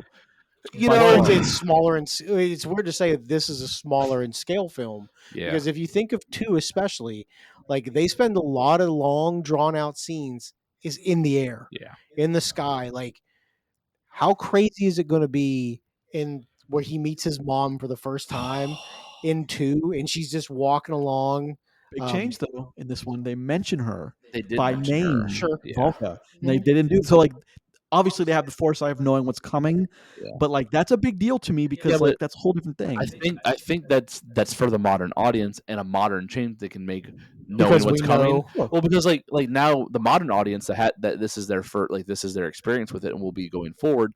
Like they can kind of foreshadow that, and it doesn't seem like it comes out of nowhere, right? Sure. It's something that like was already kind of hinted at previously in the first film now, and it's like, oh, that's who they're talking about, and like instead of it going, surprise, mom's here, like it's kind of like it has a little bit less of that, like where'd that come from, Yeah. like kind of like effect to Think it. about her dragon too.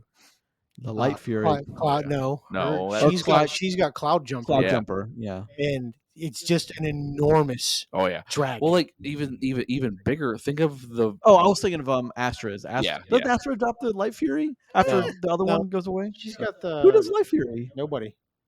Light Doesn't Fury. have a rider. Yeah. Hey, I don't remember she's strong that. and independent. She needs no rider. The big alpha from the Astra's second dragon one. is Stormfly. The big I used to know all of them. the big alpha dragon, the big villain dragon in the second movie. You see that thing a lot. That's a lot of cost. and Oh, the animation. one with the tusks. and Yeah. the one that That's the ice one. Yeah, the Yeah. spoiler that he takes down at the end. Yeah, like I can't wait for that scene. By the way, oh, 2 years away. So. you see a lot of that dragon though in the anime. I bet we don't see quite as much of it. But that's a lot of money. that'd That's a probably lot be of better if we didn't like the big reveal was like just at the last scene, maybe. Well, no, because like you no. have It to. has to be Well, present. because you got to see it at least one time before the last scene Yeah. because it has to kill the other alpha. Yeah. God Well, this one of the changes they made is the ending sequence is cut down quite a bit, and I have my reasons as to This one. Yeah. when Hiccup and they're up there and like that thing's chasing them. They've cut that down quite a bit, like whole minutes just. Which is amazing because I think it's because because this like thing is again, somehow I'm gonna use the word grounded in reality, but like I think you have to do that.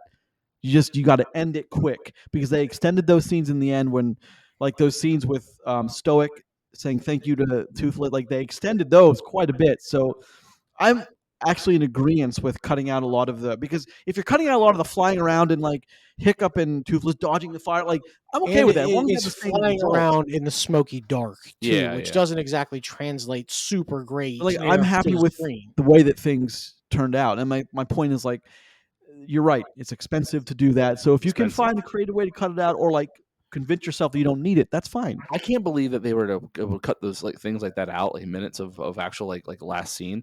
And this thing is somehow 30 minutes longer. Yeah. Like It didn't feel long to me either. By It the just way, they extended so many like smaller scenes by like No, two but minutes that's here, a 2 minutes but there. that's a lot though, It and is. like and they added a bunch during the like the training arc, like as Sure. well, like giving like a little more dynamic to that. But like I don't know, was that necessary? I don't think so. I think they could have tried to keep this at a tight 90 again, and Well, it oh, no, would no, I have don't been think they could. I fine. don't I could've think done if you go tight 90, people will be like, "Why did you just do that then?" Because like you didn't add anything else to the story, and people were like, "Well, you just remade it, shot for like literally the exact same." Yeah, I don't think that that'd be something they would want to do. That's all. I guess, yeah, but still, it's just one of those things where like I mean, you they know, certainly could have, and I still would have watched it. yeah. I don't think they could have. I think they needed. I think it was smart to because pacing is different in animated than it is in live action. We learned that from Beauty and the Beast. We've learned that a number of times. It's you got to extend some of those scenes. Maybe Beauty and the Beast is a worse movie than you remember now. It's not. I don't think so. It's that movie, the animated version of that flies. Like it's just boom, boom, boom, boom, done. I And think like it's an hour 10 minutes is why. well, of as course, well. it's some of those Disney ones are like 65 minutes. I think it's important. They extended the scene. Usually the number. A lot of the scenes with Hiccup and his father, the good scenes and the bad. Like I mean, good and bad is like the ones where he's getting praised, the ones where they're yelling at each other. Those were extended. Those were noticeably longer, and I'm happy because you need that emotion. You need that. I think to really portray, really tell this story. I think you need to capture that emotion, and I'm good. I don't think this is a 10 by any means, but I also don't agree with anyone that says it didn't capture. And I know it's like nothing I can prove. There's no like way I can prove it, but I just don't think that's a true statement. It's saying it didn't capture the heart and soul of the original. I think it did quite well, actually. I mean, I think it does. I mean, as we have 3 fans of the original here, and we've been openly critical about like things and works that we've liked in the past, in live action remakes. Yeah, even outside of live, just other things that we're very much fans of and stuff, and like we've seen like it made in different media spheres. Well, this makes Lilo and Stitch look that much worse because this is a masterpiece compared to. I mean, Lilo at this point, we're talking about literal apples and oranges because we're talking about Disney and someone else at this point. Anyone you know what I else, mean? really. And it's not really a knock on Lilo and Stitch, I don't think, but Lilo and Stitch's story just isn't as strong as How to Train Your Dragon. Like even the original, if you take the original Lilo and Stitch story against the original How to Train Your Dragon, like Nowhere close. Lilo, it's not in the ballpark. Same director though, Dean. Yeah, same Dean guy. DeBlois. I mean, I don't know. Oh, I mean, Ohana is foster care. You know what I mean? It's like it's just. I don't know. Like there is They have free something. tuition for locals in Hawaii. Whatever. But like, Just saying. the whole thing about Lilo and Stitch as a comparable and saying like the story isn't strong, I disagree because like Lilo and Stitch is still a good story and it still has those It's wholesome. still fine. Well, but here's the thing: Lilo and Stitch, as its original works, is wholesome. It has a good message, literally family, and it comes through with very good emotional beats. With a creature you didn't expect to have emotional beats with. Toothless, Okay. you can say the same about Toothless, and to say I don't agree with that. I think creative decisions were made and they were wrong. I think that people made decisions that messed that up. I think people in this movie made decisions that kept it kept the integrity moving forward. Like, well, here's the question: do you think Disney will take note? No. No, because Disney is too big to care. It's not that it's too big to care. Disney, it's already has it. The cogs of that machine are already rolling, right? And like that machine is too large to just stick one stick in the spoke and have it slow down. I think that hopefully it causes an adjustment at best. It'd be great if they upped their game. Like that's all I can say. Yeah, but here's the thing: until they make no money and lose money consistently. I mean, they just did over enough time. Well, that's the only time they're going to look at because they're just going to shift to Pixar and make money elsewhere and say, oh well, we're not positive. I would argue though, like this, and this isn't going to be an extended Disney discussion, but like Disney's not on a good run right now with their animated stuff. Yep. Especially because like if you look, think what's going to be 3 things in a row for them basically. Yeah. You have Snow White, which is fucking abysmal. One of the worst movies I've seen in a long time. You had Lilo, which was okay, and it's making money, but still not super great. Mm-hmm. And then you have what's going to be the bastardized Pixar and Elio, which everybody sort of forgot is even coming out. It's next week, by the way. Yeah. And Elio comes out next week. Surprise. Well, here's the thing: Midsummer Pixar, we're not even going to talk about. When's the last time we haven't talked about a Pixar film? And we're not. It's been a minute. Yeah. Well, so like, in a world where Super Mario Brothers makes 1.4 billion, Super Mario in a world where, and in a world where Minecraft exists and makes almost $1 billion, and now you have. I hope this movie makes a goddamn $1 billion because I think it deserves it. I think that is what Disney will see and go, oh shit, it is possible, and we just haven't done it. I own stock in that company, so I hope it makes $1 billion. Wait, what did you say? Sorry, I own stock in that company, so. I think something that I feel like I noticed or makes a lot of sense in this movie is, and this is just like movie making bullshit. This isn't like something like story wise, but like they definitely pulled assets, I believe, from Jurassic Park, like 100%. Sure. Well, like I think some of the dragons look, the dragons look so fucking good in this. They It's do. crazy. But Like they still look insanely good. like, well, they look great, like realistically wise. Like they still look like that's like a cool storybook dragon come Yeah. to life, and I think Yeah. that's important. Well, I mean, I love the big fat dragon. Like, Sure. love it to death. I think it's one of the most interesting fantasy dragon designs and concepts I've ever actually seen, and I love it. Chubby Dragon from Yeah. Dungeons and Dragons. Yeah, that one's a little less on my list, but like when the Ember Dragon comes out for the training, and it was engulfed in fire. flame. Oh, right, that's Dude, that thing looked awesome. wicked good, Yeah, it man. did. Like, It really like, did. I don't Trust me, know. it looked amazing in IMAX too. I'm an ice dragon guy. Give me that fire dragon, like for sure. Like that's cool as shit. You do have a weird affinity for ice. Not, that's not a Ice. weird affinity, but you do have like It's my favorite noticeable element. It's affinity. a weird affinity. It's- don't help them. Oh Yeah. shit! I mean, like all this does is legitimately make me more excited for the second one. Well, I And mean, that's fine. Like I'm here for if it. we get in 2 years, that'll be wildly Well, awesome. so this movie has done the estimated budget I found was 150, but that doesn't include marketing. Let's just say 200, 225 caps off marketing. It made its money back week one. It's at 197. So yeah, Does it have legs? Yes, I'd say so. I think so. Well, I hope so, but like, I mean, there's a lot of adult stuff in the next few weeks. Well, you're going to find out next week if it has legs or not, because Elio will be direct competition for the same audience. Yeah. Now, I don't believe that will matter, but it is the same audience they'll be fighting for. I'm willing to bet that Elio and How to Train Your Dragon come pretty close to even Even in You like think? what they make, like pretty close to like. for the week. Oh, Not for the run. Okay, I was For the like, week. there's no way for the I'm run. willing to bet that week 2 How to Train Your Dragon and week 1 Elio will be Very similar? like 22 million a pop, or 25 million a pop. No, it's going to be more than that. I would. You think they're going to make more than 50 million? I think 7. I think this movie will do like 45, be number one again next week. 28 whatever they're calling it later will be like 35. Yeah. And Elio's going to come in at like 20. You know, if It'll he's be- right, I'm gonna be pissed. I don't think the gap's going to be that wide. I between those two films, I believe you on the amount of money made for the week, because I was just throwing numbers out, but like I believe Look they're at it at gonna be 100 million closer. bucks. And that's what I would figure. I got you. I think they're going to be But closer. this than that. movie's the benefit of this is it's also got a big holiday coming up.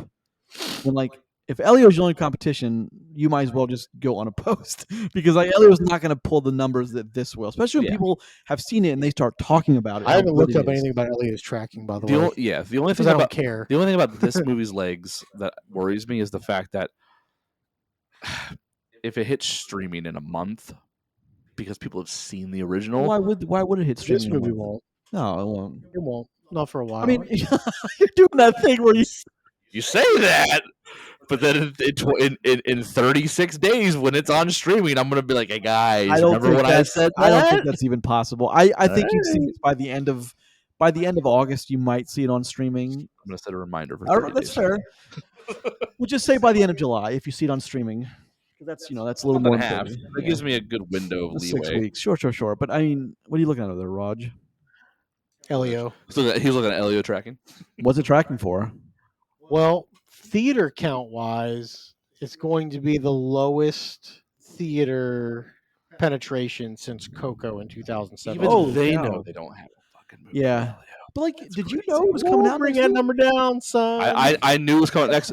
I knew it feels like 20. I knew it was. I knew it was coming out when I saw the trailer on How to Train Your Dragon. That's what I remembered about it. If Roger is right about what he just said about I'm just gonna reference every time in my head. I'm gonna reference the water boy when the reporter's like, "What do you think the score is gonna be like?" She's like, "Actually, we're gonna win by 3." And he's like, "How do you know that?" She's like, "That's what's gonna be." And then when they win by 3, he's like, he looks right at her like she's like, Yeah. So, just one more piece on the next week's box office because we're here. I think 28 years later is either going to be your usual Big or nothing. your usual horror movie money, or it's going to be one of those event I think movies. people are excited for this. If you ask 100 people if they've seen 28 days or 28 weeks later, 22 of them only 22 of them say yes. A lot of people don't know what you're talking is a lot higher than that. I think there's tracking they did. They had to have done some kind of research to be like, you know what, let's do 3 of these instead of just 1. They had to have done tracking of some sort. They had to think that they had a reason to do more than 1.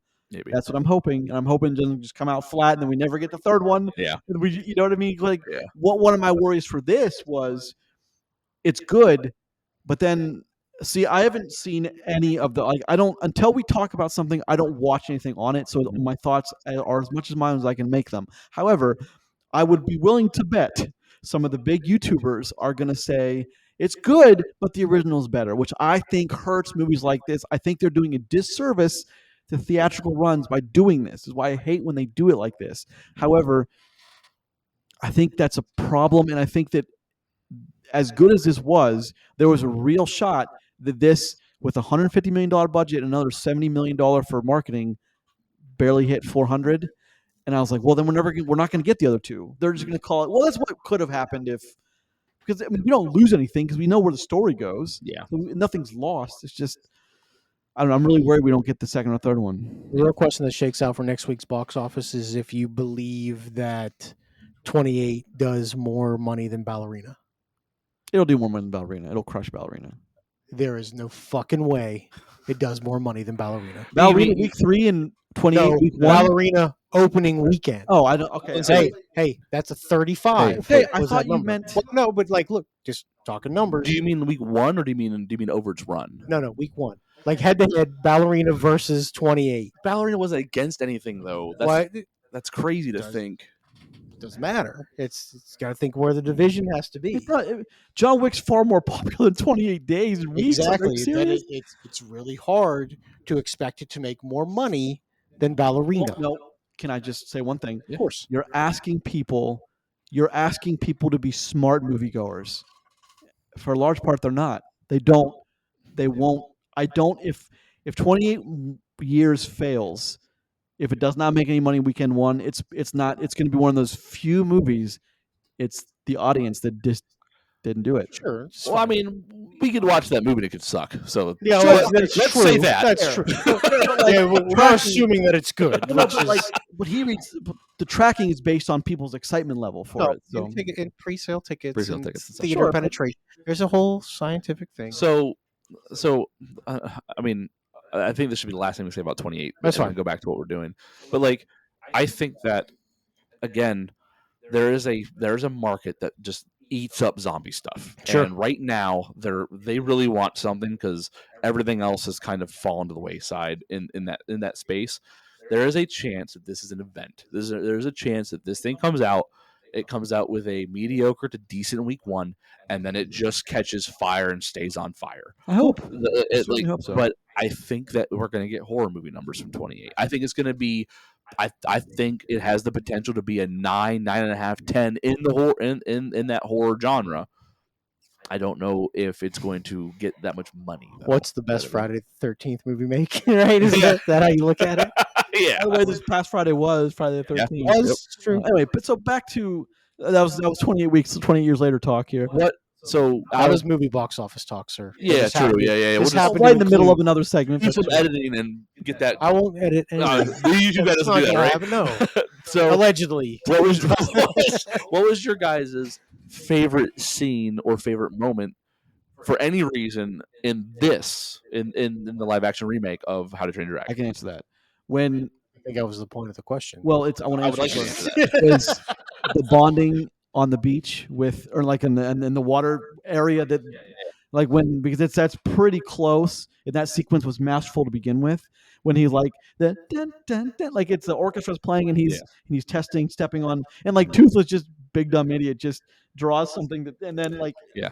that's a wonderful bonding sequence. Mhm. And when he catches Astrid and looks down and smiles, Mhm. and then because that's like, because the music is kind of it's Intense. intense, and then she jumps and like I remember because in the theater I wasn't breathing, and like and then like the That's what a good score does, by the way. like he catches her and he puts her down, like, oh my god, I'm getting goosebumps just thinking about it. Yeah. Those two are my favorite. Okay, I got you.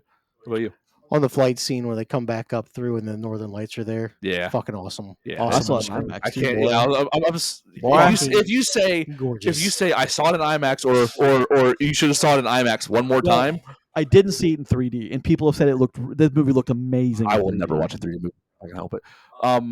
So, but I thought the same thing. I was like, man, this would. When he comes up coming. when he comes up through the clouds, It's not. and it's just black, and then you see the green Yeah. northern lights, and the music's in Yeah. the. It's so good. We're going to return to what you just said on a later episode. Oh, we but should. I cannot. I cannot. You wait. think the third movie, when the first two have done over $2 billion, is going to bomb? I cannot wait. I want to make Anyway. sure I get the argument straight. Let me- yeah. Okay. Yeah. So Tune in for another week for a segment of This Is Wrong. That's never happened yet. We'll find out We next use week. that against James Cameron. My favorite moment is actually one that I already talked about that I had problems with, and it's not like one of the big moments that you guys picked the obvious big one. Sure, yeah, You know, sorry. it's The fine. big romantic the big scene, set my pieces, bad. whatever. The big emotional crux of the I film. loved the Ember Dragon versus Toothless like intervention. Sure. I loved that whole thing because, again, I'm an animation guy. I like that stuff, but like there's something about seeing seeing Toothless's energy blast come in and that sound wave hit and like all that smoke come up and stuff and like and the Ember Dragon itself, like that whole scene, and then for it to be capped off with that, that was chef's kiss to me, man. That was cool as hell for me to see on screen. Good one. The first Transformers movie, my favorite part of that whole movie is when the very beginning where the Decepticon is fighting the army base, the very beginning, and that sound wave goes off and blows everything up. I love that kind of shit. I don't know why. So like that tickled all my fancy. It was good. I like that part. Tickled your fancy, huh, Chris? I mean, you like big sound effects, and that's cool. Yeah. Because like, look, I'll never forget the. It wasn't just the sound though; it was also the visual. Of it happening, the Star Wars thing where Boba Fett or Jango on the one prequel when he drops the In the space. space and it's dead silent, Yep. and it's and Yep. it just Oh yeah. fucking love that. Like that legitimately is like a core memory for me in my brain. Again, it's like I will this. never How forget. important sound design is. And Oh it's- yeah. Yeah. And as Look at you being a you. sci-fi guy, like sound is incredibly you, important in Chris sci-fi. Nolan. Yeah. Tenet, motherfucker. Chris Nolan, you want to come on the show and defend yourself? One of us on the show quoted, "You made a shit movie, Chris Nolan." So it is. I've allegedly said that. You can go back and listen to the episode and find out. But anyway, moments. We've already talked about moments. Yeah. So what I have to ask, because this is a very quick, direct recreation. Is there anything that you were kind of like disappointed with, or like saying, I thought this would be cooler on screen, or I thought this would be better on screen? I think for me, I think it's the I'm opposite of you. How they cut down the finals, the final big fight. I really wanted that to be a little bit more of a spectacle, and I think it's just because that's when all the dragons are there fighting and such. That's when it's like really there, and like I feel like in the animated version, I felt their presence more instead of it just being Toothless versus the big dragon. I felt the whole team's presence a little bit more. So I think that's kind of where I was like, okay, I thought that had been a little cooler on screen, but I mean, I'll take what I got. Don't get me wrong, it's still fine, but that was a little less like impactful than I thought it was going to be. One thing I did. Oh, sorry. You want to say Okay, well, the one thing that I was going to say that it's not necessarily a negative, but it's something that definitely stuck out to me as different, is scale in this movie. And it's really, and it comes to fruition a lot of times. One in the last fight, and two in the main flight sequence. The first time, is there's a long pulled back shot where he looks really small off in the distance, and we never got it. At least I never felt like that watching the animated that scale was that drastic. Like I always felt like he was bigger than that. Yeah. Comparison to like maybe he isn't Toothless. Yes. Okay. Well, them together, but Okay, like him flying off in the distance, and you see like this big pulled out shot where he's coming around, like looping around the stones, and like he looks smaller to me in that. And I know, and it was enough for me to be like, huh. I guess I always thought he looked bigger than that. Yeah. And no, it's not necessarily negative, but it's just something that I felt was different.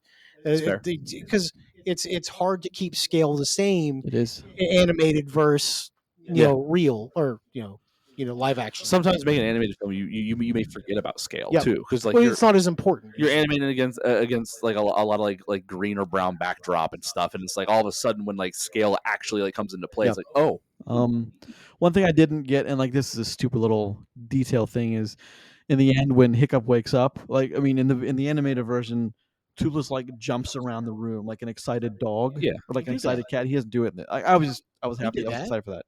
He jumped up on the side rail and walked all the way Yeah. across He and hit- slammed he down hit- on the He hits the couch. chandelier and shit. Yeah. Oh, but it wasn't nearly as like. Did you blink or announced yawn it. or something? I don't know, maybe I I don't mean, know. he didn't blast. He didn't fuck the house. But the house. So again, though, scale. The house also feels a lot bigger It in does. this one. It does. Yeah. So Yeah, that's So true. let's talk about for take 2 minutes. And now that it's shot for shot, we know exactly what we're getting in the second and third one. They're not going to deviate now. Well, hold on. we might get a little deeper story element, and that's okay. You guys have both Three Amigos thing. You guys have both alluded to the fact that they may be going a little bit different routes in like small ways in the second one. So I don't know. Talking about Astrid and the way that she's being portrayed as maybe a little bit more serious of a character because they want to make. Oh, I still think in the make her second more- one, make her a little more prevalent in the second film. We talked about the implications of hearing about Hiccup's mother now and like what that could mean for like. Valka. no, Yeah, no, for- we're for still all going to that get the shot for shot of the second one. I have no doubt about that. Okay. I mean, like what we get, like I'm excited to see. I mean, does Kate Blanchett reprise that role?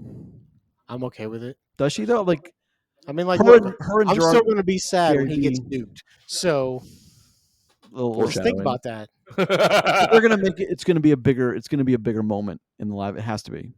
It'll be a bigger moment. I don't think you can. I mean, that's a big moment. Not really. They don't dress it up at all. It just happens.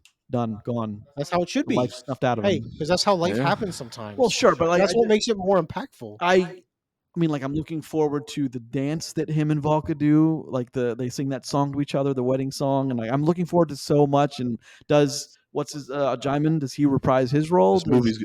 The second movie's going to ruin me. It's gonna ruin a lot of people. It's going to destroy me. It's what's going to happen. It's fine. Like, I'm just excited for what's coming now that we know if it's a shot. It's for like, shot. look, But now that I know that they can do it well, I'm excited. Yeah. You know, will you that's- expect the second one to be no less of a quality drop than this one was? No, and I think, and that's because like, look, again, even going back, like if they were to be like, hey, we're doing How to Train Your Dragon 4, I expect it to be a fucking 10. Yeah, you expect it to be Because, as like, good look, as, you know. Don't come here and bring me bullshit. Like, don't do that. Now what if they announce How to Train Your Dragon 4 and then they have an all new team doing it just like No. they did for Ballerina. Fuck you. How about that? That's how Roger says that. F you. yeah. There's your short. But like, I'm answer. just. I think our fears are been put to bed now, and I think I can. 2 years from now, I think we'll be talking about the second one with the same kind of like. It's not a 10, but it's not far behind. And here's what we thought. You know, I Look, I you have a keep feeling. giving me 8s, and that's fine. Yeah. Keep feeding me 8s, baby. Well, I mean, 8s compared to like a Netflix 2 is a big difference. Netflix 2 is like a real world 4 though. So Netflix 2 is way worse than any like movies in the like early 2000s ever were bad. It's just 'cause they don't care. They just don't care. I mean, I think the best part, in my opinion, about this happening and it being an at least creative success is that we finally have seen the shot for shot thing work because Yep. we've seen it one other time and it go abysmally wrong. But like we've seen that the shot for shot works, and now we can see the two crowds. There's one crowd that always goes, you know, oh my god, it should have been a shot for shot. It would have been so much better. And sometimes they're wrong. And then the Okay. other side of it being, why would you do shot? The complaints I'm hearing sometimes here is oh my, you did shot for shot. Why not just watch the original? It's You like, should watch the original though. well, that's true, but you watch them both. it's one of those things where it's like, you're never gonna please everybody, but we have seen a movie now made shot for shot. It's actually pretty fucking good. Yeah. And that's important, honestly, because like we have seen plenty of these live action things be redone, and give Disney some credit too, is they've only done a couple of them that have been shot for shot. Lion King being the most notable one. All the other ones had some variations in their story, and they just haven't been successful. And that's not necessarily saying because the elements of the story they changed, but like in Dumbo's perspective, you couldn't do a lot of Dumbo. Because a lot of that stuff doesn't translate till now. What a weird baby elephant acid trip. Weird racist crows. I don't know. It's just like you can't do things like that now, and I understand Hey, why they got to make that change. They're called old timey. God, early Disney is wild, man. I understand why Times are you have to different. make that change. I would argue you just don't need to make that movie because All right. when you do make the movie and it's just not good anyway, what was the point? And Yeah. Disney, where's Fox and the Hound remake? I need this movie. If you're gonna just do it. Also bring Buddy, it's Sword in the Stone. What about Robin Hood? also good. What about Robin Hood? Also good. Mhm. Well, Wait, Robin Hood. that's a tough one to redo. Yeah, are they going to be? Are they animals or are they people? animals or people? That's what I was It's like, thinking. look, Hey, you're asking a lot Hey, if hey, you're doing the there's animal people thing. There's a very specific crowd from Reddit that will absolutely go wild over. What was that movie a few They're all years ago animals. that was a musical? It didn't Cats. They all kind of look like cats. Yeah. It didn't No, that was an abysmal a thing. horrible bomb, man. It's like a $200 million movie that made like less than 40. Yeah. Awful bomb. Mm. Idris Elba was in it. Big stars, but it's just Too. A bunch of real famous people. In there. Yeah, a bunch of real Terrible. famous people. Yeah. But I'm glad we're talking very positively about this because Roger would be in a very different mood right now. I'd be too, but Roger would be I upset. legitimately think we'd all be upset if this movie wasn't yeah. good. I would have been deflated. Well, it's one thing when you take a decent movie and make it a little worse. It's way different when you take something that's goddamn near perfect Love it and also. then you bastardize it. You know what I mean? That's a whole different feeling. But I mean, the last thing I'll say about it too is I really do hold How to Train Your Dragon as a franchise in the highest regard that I can. Like, to me, if anybody asked me, what's the best animated movie, like those three in a box is a perfect answer. Yeah. And if you have never seen those movies, and I can't stress this enough, if you have never seen those movies, the animated versions, of course, see them. You should, yeah. They are perfect. And like, look, and for whatever reason, if you watch those movies and be like, these movies suck, please tell me why. And I mean that seriously. Like, I want to know what you don't like, how you don't connect with that, and like why it's not great to you. Fair. I'd You also like to know. You also may want to take Am I a Sociopath test because True. you might learn a lot about yourself. True. Am I sociopath? Yeah, am I emotionally dead inside? Yes. But also that offends you. Remember, don't take with a grain of salt. Take with a grain of salt things that 3 a-holes on the internet say to you. No, I'm serious about that. You're fucked up if you don't like that. That's you. I would You're the problem. I felt bad for calling that guy an idiot earlier, and I'm like Yeah. trying to get Roger to tone it down, and he's just No. like, "Nah, fuck you." I said that to Chris earlier directly. Yeah, right. Yeah. And also, it was in the perfect context. I don't know. I think that I'm very glad that we're talking about this movie in the way we are. In a positive light. In a very positive light. There's a different timeline where we are all very angry. I wouldn't even be angry though. Legit, I'd just be sad. I would just be sad. Hey, going in line with Father's Day wouldn't be bad. You'd just be disappointed. That's right. Son of a The bitch. worst thing you can say to a kid. Oh, Very man. dad moment. Yeah. I'm not even mad at you. I just can't. It's so disappointed. Just hit me, Crippling depression. hit me with a car, punch me, do something. Yeah.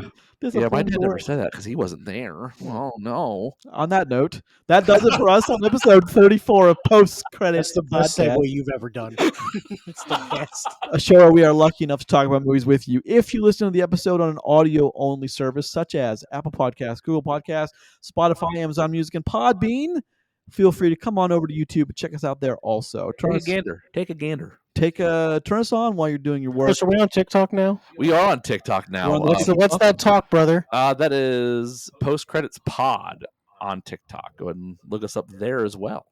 We've done some shorts, lots of views, so we're excited. We're excited. Yeah. Come say hi. We appreciate you. Turn us on while you're doing your work or whatever it is you people do on the web. I ain't judging. I know what some people. Grayson do on the is web. the youngest 68-year-old that I know, so Fair, that makes okay. a lot of sense. Well, where would I leave off? Okay, thank you for joining us. We look forward to you next week for 28 years later, probably. Probably. We told him what we're doing. Probably. Oh man. Probably. Allegedly. Allegedly.